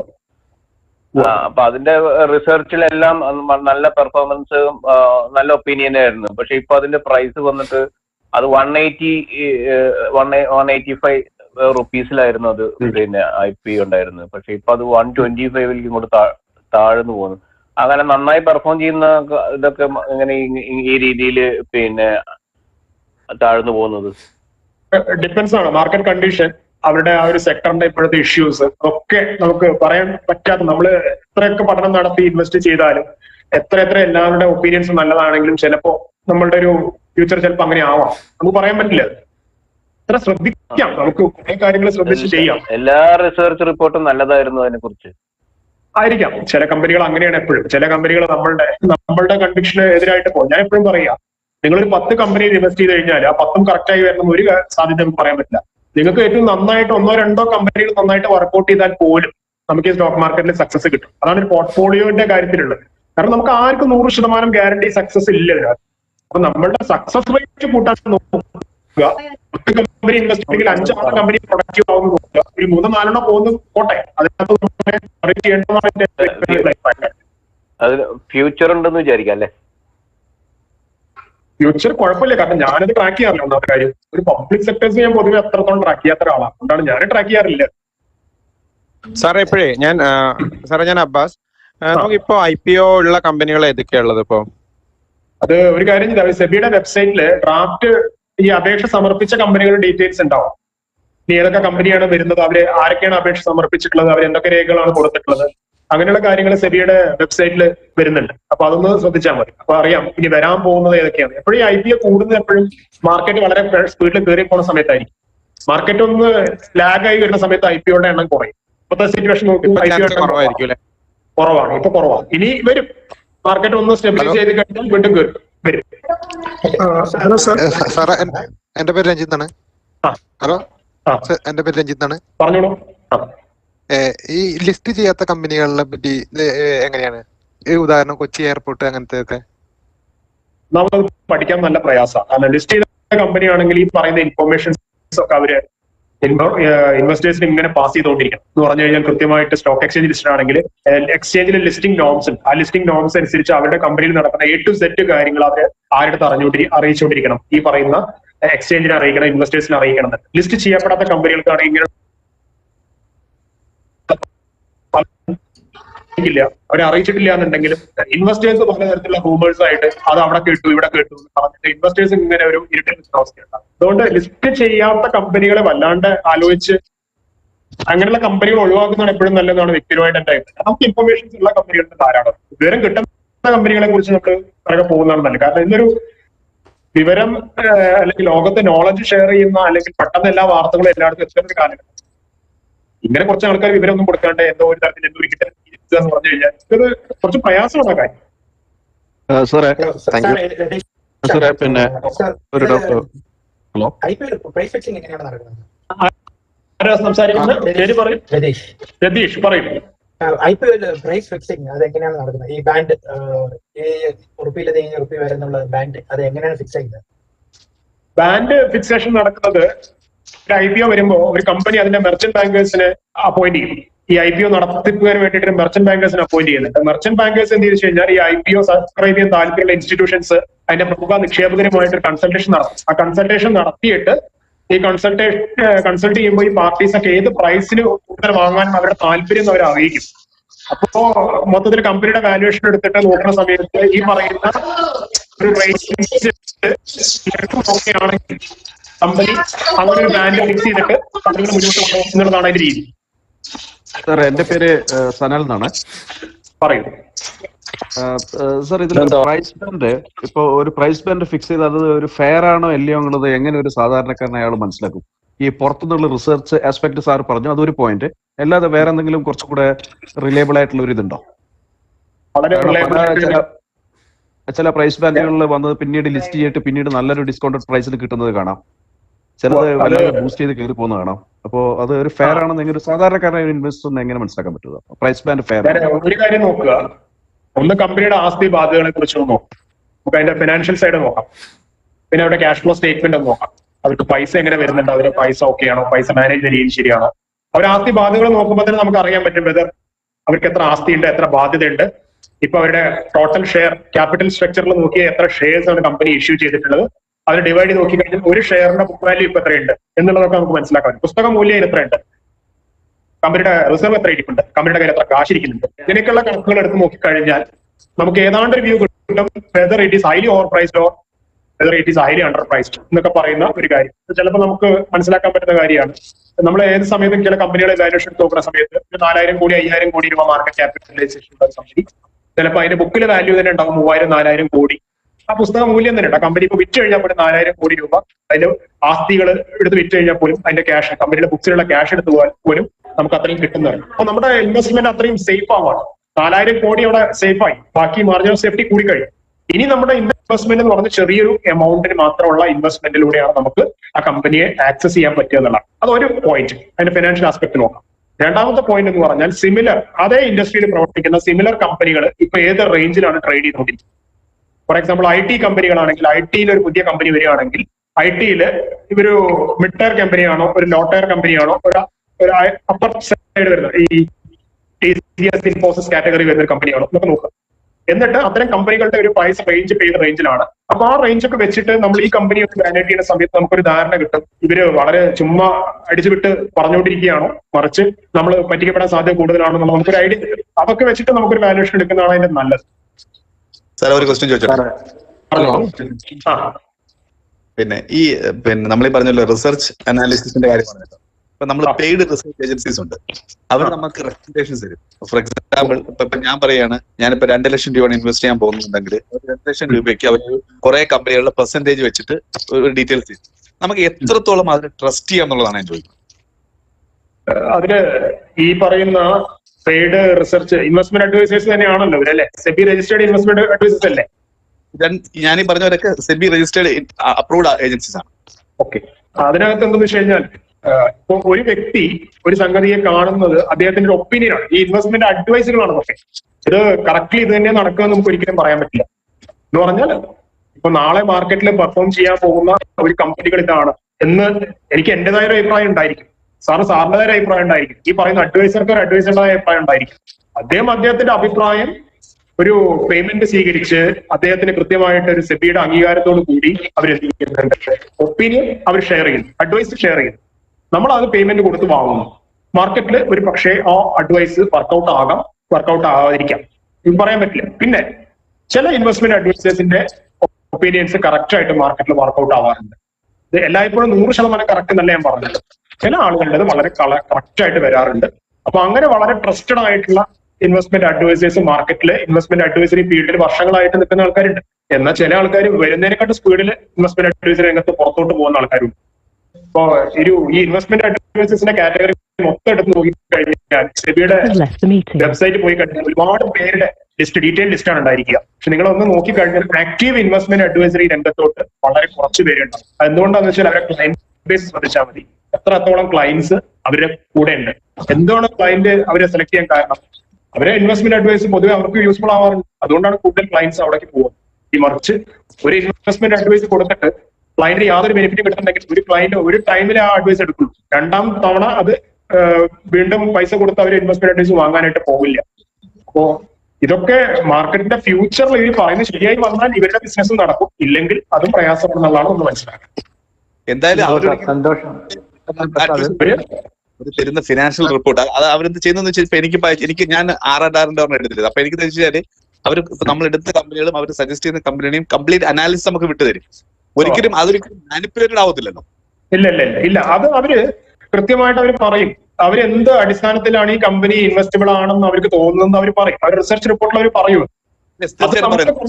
നമുക്ക് കൺവിക്ഷൻ വേണം. അവർ പറയുന്നത് നമുക്കൂടെ ബോധ്യമാവണം. അവർ പറയുന്ന കാര്യം നമുക്ക് ബോധ്യമാവണമെന്നില്ല എന്നുണ്ടെങ്കിൽ പിന്നെ നമുക്ക് അതിനകത്ത് പറഞ്ഞിട്ട് കാര്യമില്ല. അവർ പറയുന്ന കൺവിക്ഷൻ നമുക്ക് ഓക്കെ ആവണം. അതാണ് നമ്മൾ ശ്രദ്ധിക്കേണ്ടത്. Thank you very much. പറഞ്ഞോളൂ. പ്രസാദ്, ഒരു IPO കിട്ടിയാൽ അത് നമുക്ക് എപ്പോ വിൽക്കാൻ പറ്റും സാർ വീണ്ടും മാർക്കറ്റില്? അതിന് വല്ല സമയപരിധി ഉണ്ടോ? ലിസ്റ്റിംഗ് വന്നിട്ട് വിൽക്കാം. Listing company stock market list ആയാൽ നമുക്ക് വിൽക്കാം കേട്ടോ. അതിന് സമയമൊന്നുമില്ല അല്ലേ സാർ? ലിസ്റ്റ് ആയി കഴിഞ്ഞാൽ നമുക്ക് എപ്പോ വേണമെങ്കിലും വിൽക്കാം. Okay sir. ഹലോ സാർ, പറഞ്ഞോളൂ. അതെ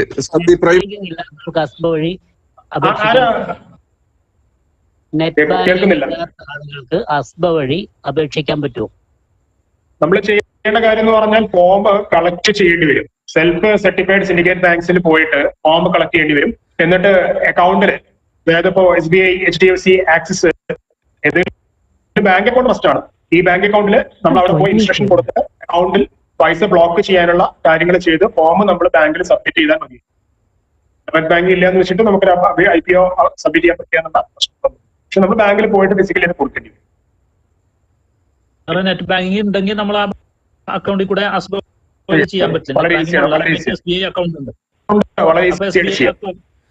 നെറ്റ് ബാങ്കിങ്ങിൽ ഇതിന്റെ ഒരു പ്രൊവിഷൻ ഉണ്ടാവും അല്ലെ? അസ്ബ വഴി ചെയ്യാനുള്ള പ്രൊവിഷൻ ഉണ്ടാവും അല്ലേ? ഉണ്ട് അതിനുള്ള ഫെസിലിറ്റി. പേപ്പർ ആപ്ലിക്കേഷൻ ഇപ്പൊ ഇല്ലല്ലോ, പേപ്പർ ആപ്ലിക്കേഷൻ ഇല്ലല്ലോ, നേരിട്ട് ഇങ്ങനെ തന്നെയല്ലേ പറ്റുള്ളൂ, അസ്ബ വഴിയല്ലേ IPO അപ്ലൈ ചെയ്യാൻ പറ്റുള്ളൂ.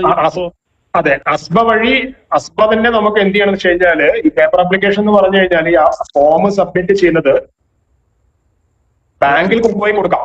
അതിൽ തന്നെ ഈ അസ്ബ പോലെ തന്നെ പൈസ അവരുടെ ബാങ്ക് അക്കൗണ്ടിൽ പൈസ ബ്ലോക്ക് ചെയ്തിടുന്നുണ്ട്. ഈ ബാങ്കിൽ നിന്ന് സമർപ്പിക്കപ്പെടുകയാണ് ചെയ്യുന്നത്. അപ്പോഴും അവരുടെ അപേക്ഷ ഓൺലൈനായിട്ടാണ് പോകുന്നത്, അല്ലാണ്ട് അതിനകത്ത് കടലാസ് അപേക്ഷയായിട്ടല്ല അത് മൂവ് ചെയ്യുന്നത്. പക്ഷേ ഇന്റർനെറ്റ് ബാങ്കിങ് ഉണ്ടെങ്കിൽ ഈ പണിയൊക്കെ ഒരാൾക്ക് അയാളുടെ അക്കൗണ്ട് വഴി ചെയ്യാം എന്നുള്ളതാണ് ഇതിന്റെ പ്രത്യേകത. ഇനി അസ്ബ വഴി മാത്രമേ ഇപ്പൊ ചെയ്യാൻ പറ്റൂ. നമുക്ക് വീട്ടിലിരുന്ന് ചെയ്യാം അസ്ബ വഴി അല്ലേ? അല്ല ഫോണിലോ വീട്ടിലോ അല്ലെങ്കിൽ ഇപ്പൊ ഗൂഗിൾ പേയിലൊക്കെ തന്നെ ചെയ്യാൻ പറ്റും. ഹലോ സാർ, എന്റെ പേര് ബാലു എന്നാണ്. എനിക്കൊരു ഇൻഫർമേഷൻ അറിയാൻ പറ്റുന്നത്, ഇപ്പൊ ഈ നമ്മളെ IPOs നമ്മൾ അപ്ലൈ ചെയ്യുമ്പോൾ പലപ്പോഴും ഈ ലിസ്റ്റിംഗ് പ്രൈസ് അവരുടെ ഫിക്സ് പ്രൈസിനെ കാട്ടിലും ലിസ്റ്റിംഗ് സമയത്ത് ചിലപ്പോൾ താണു പോകാറുണ്ട് ചില സന്ദർഭങ്ങളിൽ. ഓക്കെ, അത് എന്തുകൊണ്ടാണ് അങ്ങനെ വരുന്നത്? എന്താണ് റീസൺ? മേജർ റീസൺ എന്ന് പറഞ്ഞാൽ മാർക്കറ്റിലെ ഒരു ട്രെൻഡ് എന്ന് പറഞ്ഞാൽ മാർക്കറ്റ് ട്രെൻഡ് വളരെ വീക്ക് ആണെങ്കിൽ, ഫോർ എക്സാമ്പിൾ ഇപ്പോ നമ്മുടെ ഈ കല്യാൺ ജ്വല്ലേഴ്സിന്റെ കേസ് എപ്പോഴും പറയാറുണ്ട്, 86-87 റുപ്പീസിന്റെ പ്രൈസ് ബാൻഡ് വന്നു. ലിസ്റ്റ് ചെയ്തപ്പോൾ എനിക്ക് തോന്നുന്നു 70 റേഞ്ചോ മറ്റോ ആണ് വന്നത് അല്ലെ, കുറച്ച് 10% ഉണ്ടാവും. അവരുടെ അവരുടെ IPO വാല്യുവേഷൻ കുറച്ച് കിട്ടിയായിരുന്നു. രണ്ടാമത്തെ കാര്യം എന്ന് പറഞ്ഞു കഴിഞ്ഞാൽ മാർക്കറ്റ് കണ്ടീഷൻ, അവർ ലിസ്റ്റ് ചെയ്ത സമയത്ത് മാർക്കറ്റ് കണ്ടീഷൻ കുറച്ച് ഫേവറബിൾ അല്ലായിരുന്നു. കാരണം IPO എടുത്ത സമയത്ത് മാർക്കറ്റ് കണ്ടീഷൻ ഫേവറബിൾ ആയിരുന്നു, IPOയുടെ ആ പ്രോസസ് ഒക്കെ നടന്ന സമയത്തെല്ലാം കണ്ടായിരുന്നു. പക്ഷേ മാർക്കറ്റിൽ അവർ ലിസ്റ്റ് ചെയ്യാൻ വന്ന ദിവസത്തിലേക്ക് മൊത്തം മാർക്കറ്റ് ഡൗൺ ട്രെൻഡ് ആയിരുന്നു. അപ്പോൾ ഡൗൺ ട്രെൻഡ് വന്നു കഴിഞ്ഞാൽ എല്ലാ കമ്പനീസിനും അതിനെ അഫക്ട് ചെയ്യും. അപ്പൊ പുതുതായിട്ട് വരുന്ന ഒരു കമ്പനിയാണെന്ന് വെച്ചിട്ട് അവരെ അഫക്ട് ചെയ്യാതിരിക്കില്ല, അതും ഓട്ടോമാറ്റിക്കലി അങ്ങനെ. ഇത് തന്നെയായിരുന്നു എല്ലാ കമ്പനികളും. നിങ്ങൾ ഒന്ന് ആലോചിക്കണം, V-Guard എന്ന് പറഞ്ഞൊരു കമ്പനി നമുക്ക് എല്ലാവർക്കും ഉള്ള കമ്പനി. ഈ V-Guard ലിസ്റ്റ് ചെയ്ത സമയം എന്ന് പറഞ്ഞാൽ 2008 സാമ്പത്തിക മാന്ദ്യ കാലഘട്ടത്തിലാണ്. ജോസഫ് പള്ളി പറഞ്ഞൊരു ഡയലോഗ് എപ്പോഴും ഞാൻ ഓർക്കാറുണ്ട്. ഞാൻ ഒരു കാലത്ത് ഇപ്പോഴും എല്ലാ ക്ലാസ്സുകളിലും കോട്ട് ചെയ്തിരുന്ന വാചകമാണ്. അതേ ഒരു പ്രസ് മീറ്റിൽ കൊണ്ടുപോയി പറഞ്ഞിരുന്നു, എന്റെ കമ്പനിയുടെ ഷെയർ വാങ്ങാൻ വിദേശ നിക്ഷേപകരൊന്നും വന്നില്ലെങ്കിൽ എനിക്കൊരു കുഴപ്പമില്ല, V-Guardന്റെ ഒരു ഉൽപ്പന്നമെങ്കിലും എന്റെ നാട്ടിലെ എല്ലാ മലയാളികളും ഉപയോഗിക്കുന്നുണ്ടാവും, അവരുടെ വീട്ടിൽ അറ്റ്ലീസ്റ്റ് ഒരു ഉൽപ്പന്നെങ്കിലും ഉണ്ടാവും, അവര് വാങ്ങിയാൽ എന്റെ ഇഷ്യൂ സക്സസ് ആയിക്കോളും എന്നാണ് അങ്ങേര് പറഞ്ഞത്. പക്ഷെ മലയാളികൾക്ക് ഷെയർ മാർക്കറ്റ് ഇൻവെസ്റ്റ്മെന്റ് വലിയ താല്പര്യമില്ല എന്നുള്ളത് കൊച്ചു ദിവസത്തിൽ അന്ന് തോന്നിയിട്ടുണ്ടായിരുന്നു. അൺഫോർച്ചുനേറ്റ്ലി V-Guardന്റെ 82 രൂപയ്ക്കാണ് IPO വന്നത്. ലിസ്റ്റ് ചെയ്യപ്പോൾ വളരെ താഴെ വന്നു. 40-45 രൂപയ്ക്കൊക്കെ ഷെയർ വിട്ടുവരുന്ന ഒരു സിറ്റുവേഷൻ ഒക്കെ ഉണ്ടായിരുന്നു. മാർക്കറ്റ് കണ്ടീഷൻ വീക്കാണ്, പറഞ്ഞിട്ട് കാര്യമില്ല. ആ V-Guard എവിടെ കിടക്കുന്നു? മാർക്കറ്റ് കണ്ടീഷൻ ഒന്നും ചിലപ്പോൾ താഴോട്ട് ചില ജർക്കുകൾ ഉണ്ടാക്കും. പക്ഷെ എനിക്ക് കമ്പനി നല്ലതാണെങ്കിൽ എന്താവും, അത് എല്ലാ മാർക്കറ്റ് കണ്ടീഷനെയും കവച്ച് വെച്ച് കമ്പനി നല്ലതാണെങ്കിൽ മാർക്കറ്റ് അതിന്റെ വാല്യൂഷൻ കൊടുക്കും, അത് കയറി മുന്നോട്ട് പോകും. അപ്പൊ നമ്മൾ അങ്ങനെ ഓവറായിട്ട് മാർക്കറ്റ് സിറ്റുവേഷനെ വറി ചെയ്യേണ്ട, ലിസ്റ്റിംഗ് കുറച്ച് താഴെ പോയെന്ന് വെച്ചിട്ട് കമ്പനി നല്ലതാണെങ്കിൽ കയറി പോകും, ഒരു പേടിയും പേടിക്കണം എന്നാണ് പറയുന്നത്. ഓക്കെ, യൂഷ്വലി ഒരു ഡൗട്ട് കൂടി. യൂഷ്വലി ഇപ്പൊ നമ്മൾ IPOസിൽ നമ്മൾ അപ്ലൈ ചെയ്യുമ്പോൾ ഞാൻ ഒബ്സർവ് ചെയ്യുന്ന വെച്ചാൽ നല്ലൊരു കമ്പനി ആണെങ്കിൽ നമുക്ക് മാക്സിമം കിട്ടുന്നത് 1 ലോട്ടാണ്. ഇപ്പൊ സാർ നേരത്തെ പറഞ്ഞ പോലെ പ്രകാരമുള്ള ലോട്ടിംഗ് പ്രോസസ് പ്രകാരം അതിൽ കൂടുതൽ കിട്ടാനുള്ള ചാൻസ് വളരെ കുറവ് തന്നെയല്ലേ usually if it's A very good company? കുറവാണ്. അപ്പൊ ഞാൻ പറയുന്നത് എന്താ വെച്ചാൽ നമ്മളുടെ കാര്യം വളരെ ക്ലിയർ ആണ്. നമുക്ക് ഒരു ലോട്ട് കിട്ടി, നമുക്ക് ഒരു ലോട്ടേ കിട്ടിയുള്ളൂ. നമ്മുടെ ഒരുപാട് അനാലിസിസ് ഒക്കെ നടത്തി പഠിച്ചിട്ടാണ് ഈ പണിക്ക് ഇറങ്ങിയത്. അപ്പൊ നമുക്ക് ഇനിയും അതിന്റെ ഷെയർ വാങ്ങാൻ താല്പര്യം ഉണ്ടെങ്കിൽ ഞാൻ പറയുമ്പോൾ ലിസ്റ്റിംഗ് ഒന്ന് ശ്രദ്ധിക്കുക. ലിസ്റ്റിംഗിൽ ആ 6 ദിവസത്തെ ബഹളമൊക്കെ ഒന്ന് കഴിഞ്ഞാൽ അടുത്ത ദിവസം അതിന്റെ ഒരു പ്രൈസ് സ്റ്റെബിലൈസേഷൻ വരുമ്പോൾ കുറച്ചുകൂടെ അഡീഷണൽ വാങ്ങുന്നതും തെറ്റില്ല. നമ്മളുടെ കാര്യം കറക്റ്റ് ആണ് എന്നാണ് ഞാൻ പറയുന്നത്. Hello sir. ഹലോ, ഞാൻ നേരത്തെ വിളിച്ച് കട്ടായി. പ്രൈമറി മാർക്കറ്റിൽ നിന്ന് സെക്കൻഡറി മാർക്കറ്റിലേക്ക് വരുമ്പോൾ മിനിമം ഇത്ര ഷെയർ ഹോൾഡിംഗ് പാടുള്ളൂ എന്നുള്ള ഒരു വ്യവസ്ഥയുണ്ട്. ബാക്കിയുള്ളത് അവിടെ ഇഷ്യൂ ചെയ്യണം എന്നുള്ളത്, ഡയറക്ടേഴ്സ് ഇത്ര ഷെയറേ പാടുള്ളൂ എന്നുള്ളത്. അതായത് 75% ഷെയറുകൾ എങ്കിലും കമ്പനിയുടെ പ്രൊമോട്ടർമാർക്ക് അല്ലെങ്കിൽ കമ്പനിയുടെ ഉടമസ്ഥരെ അല്ലെങ്കിൽ അതുമായി കണക്ട് ചെയ്ത ആൾക്കാർക്ക് ഹോൾഡ് ചെയ്യും. 25% ഷെയറുകൾ നിർബന്ധമായിട്ട് പബ്ലിക്കിൽ കൊടുക്കുന്ന ഒരു റൂൾ ഉണ്ട് ഇപ്പോൾ. ഈ നിയമങ്ങളിൽ മാറ്റം വന്നിട്ട് ചില കമ്പനികൾ 5% കൊടുത്തവരുണ്ട്, ചില കമ്പനികൾ 10% കൊടുത്തവരുണ്ട്. അപ്പൊ അങ്ങനെ വരുമ്പോൾ കൂടുതൽ ഷെയറുകൾ മാർക്കറ്റിൽ ലഭ്യമില്ലാത്ത സിറ്റുവേഷൻ വരിക, ലിക്വിഡിറ്റി കുറയാണ്. അപ്പോൾ ഇപ്പോഴത്തെ റൂൾ അനുസരിച്ച് 25% ഷെയറുകൾ കമ്പനികളുടെ പബ്ലിക്കിന് കൊടുത്തിരിക്കണം എന്നുള്ള റൂൾ ഉണ്ട്. അതുകൊണ്ട് കൂടുതൽ കമ്പനികൾ FPO റൂട്ടിലോ അല്ലെങ്കിൽ കൂടുതൽ ഷെയറുകൾ മാർക്കറ്റിലോട്ട് ഇറങ്ങാനുള്ള സാധ്യത കൂടുതൽ. ഓക്കെ, ആ റൂള് നിലനിൽക്കുന്നുണ്ട് നടത്താം 75-20. പിന്നെ അതുപോലെ നമ്മള് പല കമ്പനികൾ നല്ല രീതിയിൽ സെലക്ട് ചെയ്യുന്നതില് പ്രൊമോട്ടർമാരുടെ കയ്യിൽ കൂടുതൽ ഷെയറുള്ള കമ്പനികള് നല്ലൊരു കമ്പനി പല പോയിന്റ് നോക്കുന്നതിൽ ഒരു പോയിന്റ് അത് നോക്കാൻ നല്ലതാണോ എന്നുള്ളതാണ് ചോദ്യം. അതായത് പ്രൊമോട്ടർമാരുടെ കയ്യിൽ 50% മേലെ ഷെയർ ഉണ്ടെങ്കിൽ ആ കമ്പനി വളർച്ചയ്ക്ക് സാധ്യതയുണ്ടോ എന്നുള്ള ഒരു അർത്ഥത്തിൽ ശരിയായിരിക്കാം. കാരണം എന്ന് പറഞ്ഞാൽ പ്രൊമോട്ടർമാർക്ക് അതിനകത്തുള്ള വിശ്വാസമില്ലേ കാണും. ഒന്ന് പ്രൊമോട്ടർമാരെ ഹോൾഡിംഗ് ക്വാർട്ടർ ബൈ ക്വാർട്ടർ നോക്കുക. ചില പ്രൊമോട്ടർമാർ കണ്ടുകൊണ്ടു ഘട്ടം ഘട്ടമായിട്ട് ഇങ്ങനെ ഒരു സ്റ്റേക്ക് കുറച്ചുകൊണ്ട് വന്നുകൊണ്ടിരിക്കും എന്ന് പറഞ്ഞാൽ അവർക്ക് അതിനുള്ള വിശ്വാസം കുറഞ്ഞു വരുന്നുണ്ടെന്ന് അതിനർത്ഥം.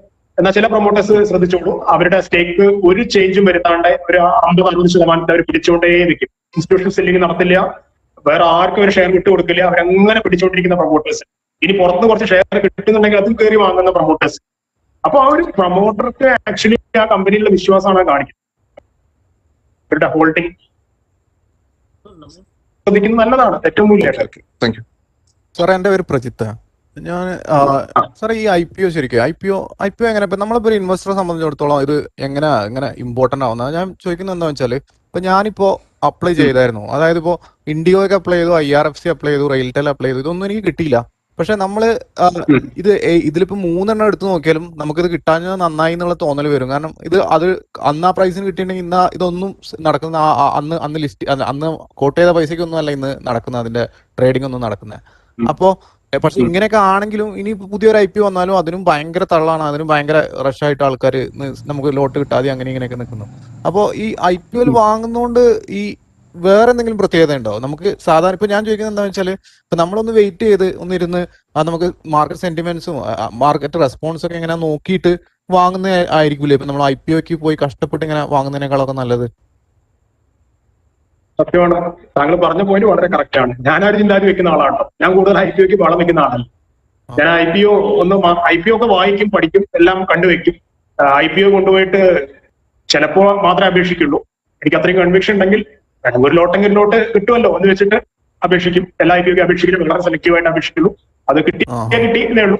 കിട്ടിയില്ലെങ്കിലും സെക്കൻഡറി മാർക്കറ്റിൽ അത് വന്നാൽ ഇനീഷ്യൽ ഡേയ്സിൽ തന്നെ അതിന്റെ ഒരു പ്രൈസിന്റെ ഇളക്കമൊക്കെ കഴിഞ്ഞാൽ ലിസ്റ്റിംഗ് ഡേയും അടുത്ത ദിവസം കഴിയുമ്പോഴേക്കും അതിന്റെ ചാട്ടം ഒന്ന് കഴിയും.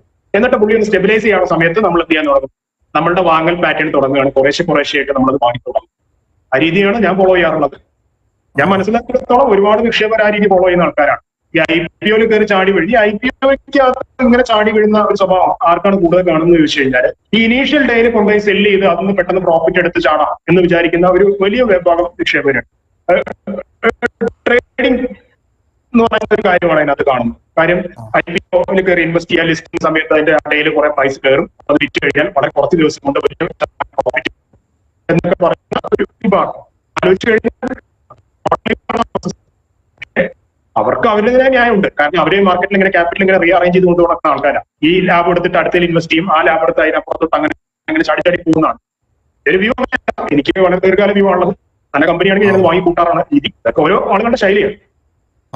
സാർ ഒരു ചോദ്യം കൂടെ, സാർ ഒരു സ്ലൈഡിൽ പറഞ്ഞിരുന്നു നമ്മൾ IPOക്ക് റിക്വസ്റ്റ് ചെയ്യുമ്പോൾ തേർഡ് പാർട്ടി ഉപയോഗിക്കാൻ പാടില്ല എന്ന് പറഞ്ഞു. ഈ തേർഡ് പാർട്ടി എന്ന് ഉദ്ദേശിക്കുന്നത് ഇവരെയാണോ, ബ്രോക്കറാണോ, അതോ അല്ലല്ലോ? അതായത് നമ്മൾ നമ്മളുടെ സംവിധാനങ്ങൾ വെച്ചിട്ട് മാത്രം ഉപയോഗിക്കുക, നമ്മളുടെ ഒഫീഷ്യൽ സംവിധാനങ്ങൾ വെച്ചിട്ട് മാത്രം.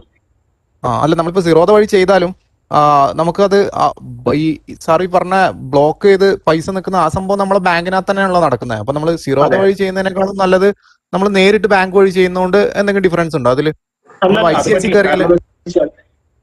അത് പറ്റില്ല. കാരണം എന്ന് വെച്ചാല് നമുക്കൊരു ഈ IPOയുടെ അപേക്ഷിക്കുന്ന സമയത്ത് നമ്മളുടെ ഡിമാറ്റിന്റെ ഡീറ്റെയിൽസ് നമ്മൾ കൊടുക്കുന്നുണ്ടല്ലോ. ക്ലയന്റ് ID, ഡിമാറ്റ് ID, എവിടെയാണ് ഈ ഷെയർ ക്രെഡിറ്റ് ആവേണ്ടത് നമുക്ക് സോഴ്സ് വേണ്ട, സ്ഥലം വേണ്ടേ. അത് നമ്മുടെ ഡിമാറ്റ് അക്കൗണ്ട് ഡീറ്റെയിൽസ് അല്ലേ നമ്മൾ കൊടുക്കുന്നത്. ഈ പൈസ സർവ്വതയല്ലേ വരുന്നത്. പിന്നെ ഫണ്ട് ട്രാൻസ്ഫർ ചെയ്യാനാണ് നമ്മൾ ഈ പറയുന്ന ബാങ്കിന്റെ റൂട്ട് വഴി പോവാം, അങ്ങനെയൊക്കെ പറയാം. ഓക്കെ സാർ, ക്ലിയർ ആണ്. സാർ ഈ അസ്ബ വഴി ചെയ്യുമ്പോ നമ്മുടെ ആപ്ലിക്കേഷൻ കൊണ്ടുപോയി കൊടുക്കേണ്ടത് ബാങ്കിലാണോ? അതായത് ചില കേസുകളില് ഈ ഓൺലൈൻ ഫീസ് നമ്മൾ നോർമലി അസ്ബ വഴി ചെയ്യുമ്പോൾ ആപ്ലിക്കേഷൻ കൊണ്ട് എവിടെയും കൊണ്ട് കൊടുക്കേണ്ട കാര്യമില്ല, നമുക്ക് ഓൺലൈനായിട്ട് ചെയ്യാൻ പറ്റും. നമ്മുടെ വീട്ടിലിരുന്ന് നമ്മുടെ ഫോൺ ഉപയോഗിച്ച് നമുക്ക് ചെയ്യാൻ പറ്റുന്ന കാര്യം, അല്ലെങ്കിൽ നമ്മുടെ ലാപ്ടോപ്പ് ഉപയോഗിച്ച് നമുക്ക് ചെയ്യാൻ പറ്റുന്ന കാര്യമാണ്. എന്നാൽ ചില ആളുകളെ സംബന്ധിച്ചിടത്തോളം അവർക്ക് അത്ര സാങ്കേതിക പരിജ്ഞാനം ഉണ്ടാവില്ല. അപ്പൊ അവരെയും നമുക്ക് ഈ സംവിധാനത്തിൽ അവർക്കും ഒരുപക്ഷെ കുറച്ച് പ്രായമായ ആൾക്കാർക്കായിരിക്കാം, സീനിയർ സിറ്റിസനൊക്കെ ആയിരിക്കാം, അവർക്ക് ഒരുപക്ഷെ ബുദ്ധിമുട്ടുണ്ടായിരിക്കാം, ഇങ്ങനെയൊന്നും IPO ഓൺലൈൻ വഴി കയറി ചെയ്യാനുള്ള പ്രയാസം ഉണ്ടായിരിക്കാം. അപ്പൊ അവർക്ക് വേണമെങ്കിൽ ബാങ്ക് റൂട്ടിൽ IPO അവരെ പ്രോപ്പർ ത്രൂ അവർക്ക് സെൻഡ് ചെയ്യാനുള്ള ഫെസിലിറ്റി ഒക്കെ ഉണ്ട് എന്നാണ് പറഞ്ഞത്.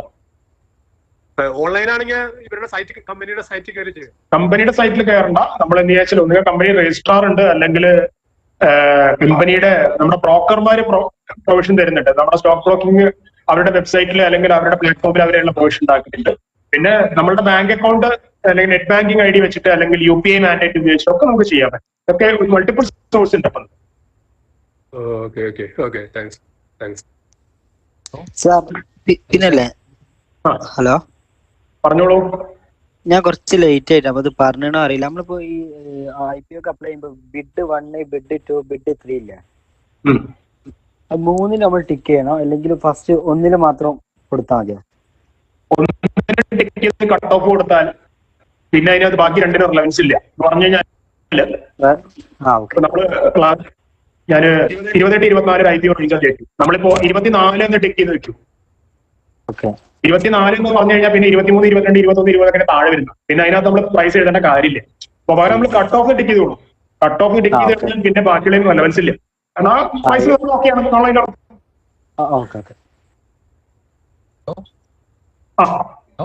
സാറേ, വൈഡ് ക്വസ്റ്റ്യൻ ആണെന്ന് അറിയത്തില്ല. ജസ്റ്റ് നമ്മളിപ്പം IPO ഒരു ലോട്ട് പർച്ചേസ് ചെയ്യുന്നു. അപ്പൊ 60 രൂപയാണ് ഒരു ഷെയറിനെങ്കിൽ അടുത്ത ദിവസം ലിസ്റ്റ് ചെയ്യാൻ നേരത്തെ 60-ന് താഴത്തോട്ട് പെട്ടെന്ന് തന്നെ പോകത്തില്ല. അതെങ്ങനെ അത്ര പെട്ടെന്ന് പോകുന്ന? നഷ്ടത്തിൽ ആൾക്കാർ വിൽക്കാൻ തയ്യാറാവുന്നു. നേരത്തെ പറഞ്ഞു ഗ്രേ മാർക്കറ്റ് എന്ന് പറഞ്ഞ സംഗതി പറഞ്ഞില്ലേ? മാർക്കറ്റിലെ സെന്റിമെന്റ്സിനനുസരിച്ചിട്ട് ഇതിന്റെ IPOയുടെ സബ്സ്ക്രിപ്ഷൻ റേറ്റും മറ്റു കാര്യങ്ങളൊക്കെ ഇതിന്റെ മാർക്കറ്റ് പുറത്ത് വലിയ പ്ലെയേഴ്സ് ഉണ്ട്. അവർക്ക് ഇതിനകത്ത് സെന്റിമെന്റ്സ് ഉണ്ട്. മാർക്കറ്റിൽ ഈ ഷെയർ എങ്ങനെ വരുന്നു, അതിന്റെ മുന്നോട്ട് പോകേണ്ട ഒരു കാര്യങ്ങൾ എങ്ങനെയാണെന്നൊക്കെ. കാരണം മേജർ ഷെയർ ഹോൾഡേഴ്സ് അവരാണ് കാര്യമായിട്ട് കളിക്കുന്നതിനാണ്. അപ്പൊ അവര് ഇതിനൊരു പക്ഷേ ഗ്രേ മാർക്കറ്റ് പ്രീമിയം കൂടിയ ഷെയർ ഒക്കെ ആണെങ്കിൽ ചിലപ്പോൾ IPO ലിസ്റ്റിംഗ് ഡേറ്റിൽ വളരെയധികം പെട്ടെന്ന് കയറി പോകാനുള്ള സാധ്യത.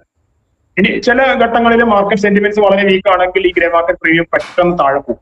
അത് കൂടുതലായിട്ട് ആർക്കും വലിയ ഇൻസ്റ്റിറ്റ്യൂഷണൽ ഇൻവെസ്റ്റേഴ്സിനോ വലിയ ഫോക്കസിലോ അവർക്കൊന്നും വലിയ താല്പര്യം ഉണ്ടാവില്ല ഈ കമ്പനിയുടെ ഷെയർ. അപ്പൊ അങ്ങനെ വരികയാണെങ്കിൽ വലിയൊരു നോട്ടീസ് ചെയ്യപ്പെട്ടില്ല ഈ കമ്പനി. അങ്ങനെ നോട്ടീസ് ചെയ്യപ്പെട്ടില്ല എന്നുണ്ടെങ്കിൽ എനിക്ക് തോന്നുന്നു അത് പറ്റ താഴെ പോകും. നമ്മളുടെ കല്യാണത്തിനൊക്കെ പറ്റിയ മേജർ പ്രശ്നങ്ങളിലൊന്നതാണ് വലിയ തോതിലൊന്നും നിക്ഷേപകര് നമ്മുടെ നാട്ടിലെ മലയാളികൾക്ക് ഭയങ്കര അറിയുന്ന കമ്പനി ആയിരിക്കാം. പക്ഷേ അവര് കമ്പയർ ചെയ്യുന്ന ടൈറ്റാനുമായിട്ടൊക്കെയാണ് വലിയ നിക്ഷേപകർ കമ്പയർ ചെയ്ത് കളഞ്ഞത്. ടൈറ്റാനുമായിട്ടൊക്കെയാണ് കല്യാണിനെ കമ്പയർ ചെയ്ത് കളഞ്ഞത്. ടൈറ്റാനെ വെച്ച് കല്യാണിനെ കമ്പയർ ചെയ്യുമ്പോൾ അവർക്ക് കല്യാണിന്റെ വാല്യൂ കാണാത്ത സിറ്റുവേഷൻ ഒക്കെയാണ് വന്നത്. ഓട്ടോമാറ്റിക്കായിട്ട് പ്രൈസ് താഴെ പോകുന്നതാണ് കണ്ടത്.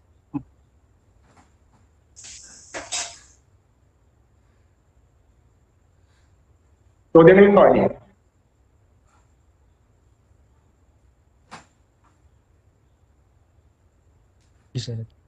ഇനി ചോദ്യങ്ങളില്ലെങ്കിൽ അവസാനിപ്പിക്കാൻ തോന്നുന്നു. ഹലോ, പറഞ്ഞോളൂ. ഞാൻ ഈ ക്ലാസ് ഇടക്ക് പിന്നെ വേറൊരു കോളായിട്ട് മിസ്സായി പോയി. ഈ IPO എടുക്കണ ചെറുതായിട്ടൊന്ന് പറയാൻ പറ്റുമോ? IPO എടുക്കണ സ്റ്റെപ്പ് സാർ എനിക്കൊന്ന് വാട്സപ്പ് ചെയ്താൽ ഞാൻ അതിനകത്ത് പറഞ്ഞില്ല കേട്ടോ. കാരണം എന്താ വെച്ചാൽ ബാക്കി ഓൾറെഡി എല്ലാവരും കേൾക്കുന്നുള്ളതുകൊണ്ടേ സാറിനുള്ള സെപ്പറേറ്റ് ആയിട്ടുള്ള കാര്യം അറിയണ്ടല്ലേ. സാറൊന്ന് എനിക്ക് വാട്സപ്പ് ചെയ്താൽ ഞാൻ പറഞ്ഞു പറഞ്ഞ ഒരു കാര്യം. IPO വന്നു, പിന്നെ ദിവസം തന്നെ മാർക്കറ്റിൽ റേറ്റ് കുറഞ്ഞു വരും എന്ന് പറഞ്ഞില്ലേ? അപ്പൊ കമ്പനി ഇപ്പൊ 100 കോടി രൂപയാണ് IPOയുടെ കളക്ട് ചെയ്തത്. അപ്പൊ ആ ഷെയറും ആ പ്രൈസും കറക്റ്റ് ആണ്. പിന്നെ ദിവസം വില കുറയണമെങ്കിൽ അത് വിൽക്കുമ്പോൾ തന്നെയല്ലേ ആൾക്കാർ വില കുറച്ച് വിൽക്കുമ്പോൾ തന്നെയല്ലേ പ്രൈസ് കുറയാൻ പോണത്? സ്വാഭാവികമായിട്ടും അതിനകത്ത് ഡിമാൻഡ് ഇല്ലാത്തതുകൊണ്ടാണ്. അല്ല, ഇപ്പൊ കല്യാൺ ജ്വല്ലറിയുടെ ഷെയർ 87 ഉറുപ്പിക്ക് അങ്ങോട്ട് വന്നു. പിന്നെ ദിവസം അത് വില കുറയുമ്പോൾ ആ ഹോൾഡിംഗ് ഉള്ള ആൾക്കാർ വിൽക്കുമ്പോൾ തന്നെയാണല്ലോ ഡിമാൻഡ് കുറയുന്നത്, റേറ്റ് കുറയുന്നത് അല്ലെ? അപ്പൊ മേടിച്ച ആൾക്കാർ എന്തെങ്കിലും തരത്തിൽ പിന്നെ ദിവസം എന്തെങ്കിലും ഒരു ഡിസഡ്വാൻറ്റേജ് കണ്ടിട്ടാണോ പെട്ടെന്ന് വിൽപ്പന സമ്മർദ്ദം വന്നതെന്ന് ചോദിക്കണം. അത് പല കാരണങ്ങളുണ്ട്. വ്യൂ ഉള്ള ആൾക്കാരുണ്ട്, അതേപോലെ വ്യൂ ചെയ്യുന്ന ആൾക്കാരാണ്. അവർക്കൊരു പക്ഷേ അത് ചെയ്തപ്പോൾ നന്നായിട്ട് ചെയ്യാൻ പറ്റും. അത് നല്ല രീതിയിൽ ലിസ്റ്റിംഗ് വരുന്നവർ ചെയ്യും. അത് പെട്ടെന്ന് 100-150 രൂപയ്ക്ക് പ്രതീക്ഷയിൽ അവർ വന്നു. പക്ഷെ ലിസ്റ്റ് ചെയ്ത് വന്നു ലിസ്റ്റ് ചെയ്ത് താഴെ പോകുന്ന ആൾക്കാണ് അവര് പൈസ. അപ്പൊ അവര് കിട്ടിയ വിലക്ക് വിറ്റ് ആ വിലക്ക് വിറ്റിട്ട് മാറിപ്പോകും.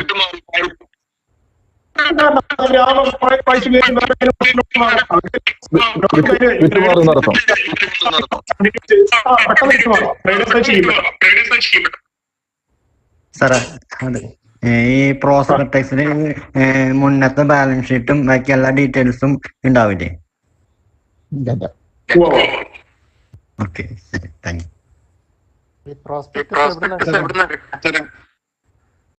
ഓക്കെ, പ്രോസ്പെക്ടസ് നമുക്ക് സെബിയുടെ വെബ്സൈറ്റിൽ അവര് പബ്ലിഷ് ചെയ്യും.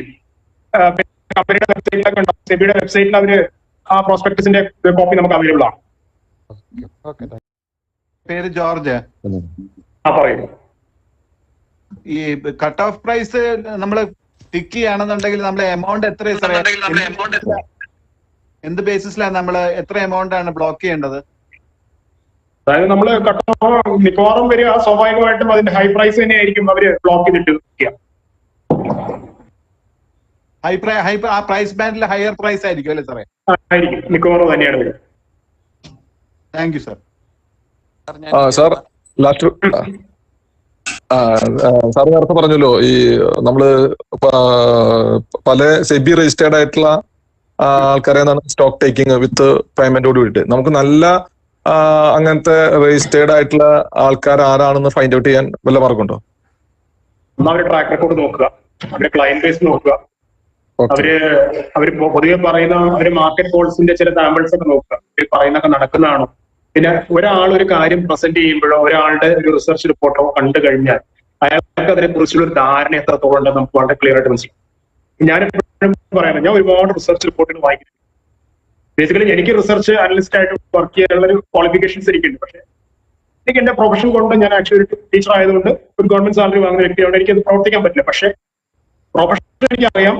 അതുകൊണ്ട് തന്നെ ഈ ഒരു ഫീൽഡിൽ റിസർച്ച് റിപ്പോർട്ട് തയ്യാറാക്കുന്ന ഒരുപാട് റിപ്പോർട്ട്സ് വായിക്കുന്ന വ്യക്തിയാണ്. അപ്പോൾ എനിക്ക് മനസ്സിലാവുന്ന കാര്യം, ചില റിസർച്ച് റിപ്പോർട്ട് വായിച്ചു കഴിഞ്ഞാൽ ഒരു സംശയം ഉണ്ടാവില്ല, വളരെ പെർഫെക്റ്റ് ആയിരിക്കും. അത് വളരെ പറഞ്ഞ് നമുക്ക് വളരെ സിമ്പിൾ ആയിട്ട് നമുക്ക് ഓരോ കൺസെപ്റ്റും ക്ലിയർ കട്ടായിട്ടും കിട്ടും. അങ്ങനെയുള്ള പെർഫെക്റ്റ് അഡ്വൈസേഴ്സ് ഉണ്ട്. എന്നാൽ ചിലതുണ്ട് അതങ്ങ് വായിച്ചു കഴിഞ്ഞാൽ ഇത് എന്താ പറഞ്ഞു വെച്ചതെന്ന് അറിയില്ല. ഇവര് കുറെ കോംപ്ലിക്കേറ്റഡ് ആക്കി നമ്മളെ ഒന്നും ഒരു തരത്തിലും മനസ്സിലാക്കാത്ത രീതിയിലുള്ള റിസർച്ച് അനലിസ്റ്റ്. ഇതൊരു കഴിവാണ്, ശരിക്കും ഒരു പ്രൊഫഷൻ സ്കില്ലാണ്. നല്ല കഴിവുള്ള റിസർച്ച് അനലിസ്റ്റുമാരും ഇൻവെസ്റ്റ്മെന്റ് അഡ്വൈസേഴ്സും ഈ ഫീൽഡിലുണ്ട്. അവരെ സെർച്ച് ചെയ്യാനും കണ്ടെത്താനും നമ്മളൊരു സമയം മെനക്കെട്ടാൽ നല്ലതാണെന്നാണ്. അവർക്ക് പേയ്മെന്റ് കൊടുക്കുന്നതിന് യാതൊരു തെറ്റുമില്ലെന്ന് ഞാൻ പറയും. ഞാൻ യൂസ് ചെയ്യാറുണ്ട് അവരുടെ പല സർവീസുകളും. ഞാൻ പലതും യൂസ് ചെയ്യുന്ന വ്യക്തിയാണ്. കാരണം എനിക്ക് ഫുൾ ടൈം ഒരു റിസർച്ച് വിങ് ഡെഡിക്കേറ്റഡ് വിങ് എനിക്ക് കൊണ്ടുനടക്കാൻ പറ്റില്ല. കാരണം എനിക്ക് മറ്റൊരുപാട് തിരക്കുകളുണ്ട്. അപ്പോൾ ഇത് ഫുൾ ടൈം അതിനകത്ത് ഇരിക്കുന്ന ആൾക്കാരാണല്ലോ ഇവര്. അപ്പൊ അവരുടെ കാര്യങ്ങൾ അവരുടെ സർവീസ് എടുക്കുന്നതിൽ യാതൊരു തെറ്റുമില്ല. അപ്പൊ സാറ് സെബിയുടെ ഒഫീഷ്യലായിട്ടുള്ള ഗവൺമെന്റ് എംപ്ലോയി ആണ് അല്ലെ? ഞാൻ ജോലി ചെയ്യുന്നത് തൃശ്ശൂരിലെ വടക്കാഞ്ചേരി NS കോളേജിലെ കോമേഴ്സ് വിഭാഗം മേധാവിയാണ്. അപ്പോ സ്വാഭാവികമായിട്ടും എനിക്ക് ഗവൺമെന്റിന്റെ സാലറിയാണ് വരുന്നത്. അതുകൊണ്ട് ആ ഒരു ഇതിലാണല്ലേ. Okay okay. ഞാൻ വിചാരിച്ചു സെബി പബ്ലിക്കിന്റെ അവയർനെസ് റൈസ് ചെയ്യാൻ വേണ്ടി സെബി ചില ക്ലാസ്സുകൾ കണ്ടക്ട് ചെയ്യാറുണ്ടല്ലോ പല ഭാഗത്ത്. അത് അങ്ങനെയുള്ള സെബി ഒഫീഷ്യൽ സെബി നമ്മൾ എംപാനൽ ചെയ്തിരിക്കുകയാണ് ജനങ്ങൾക്ക് അവയർനെസ് കൊടുക്കാൻ വേണ്ടി.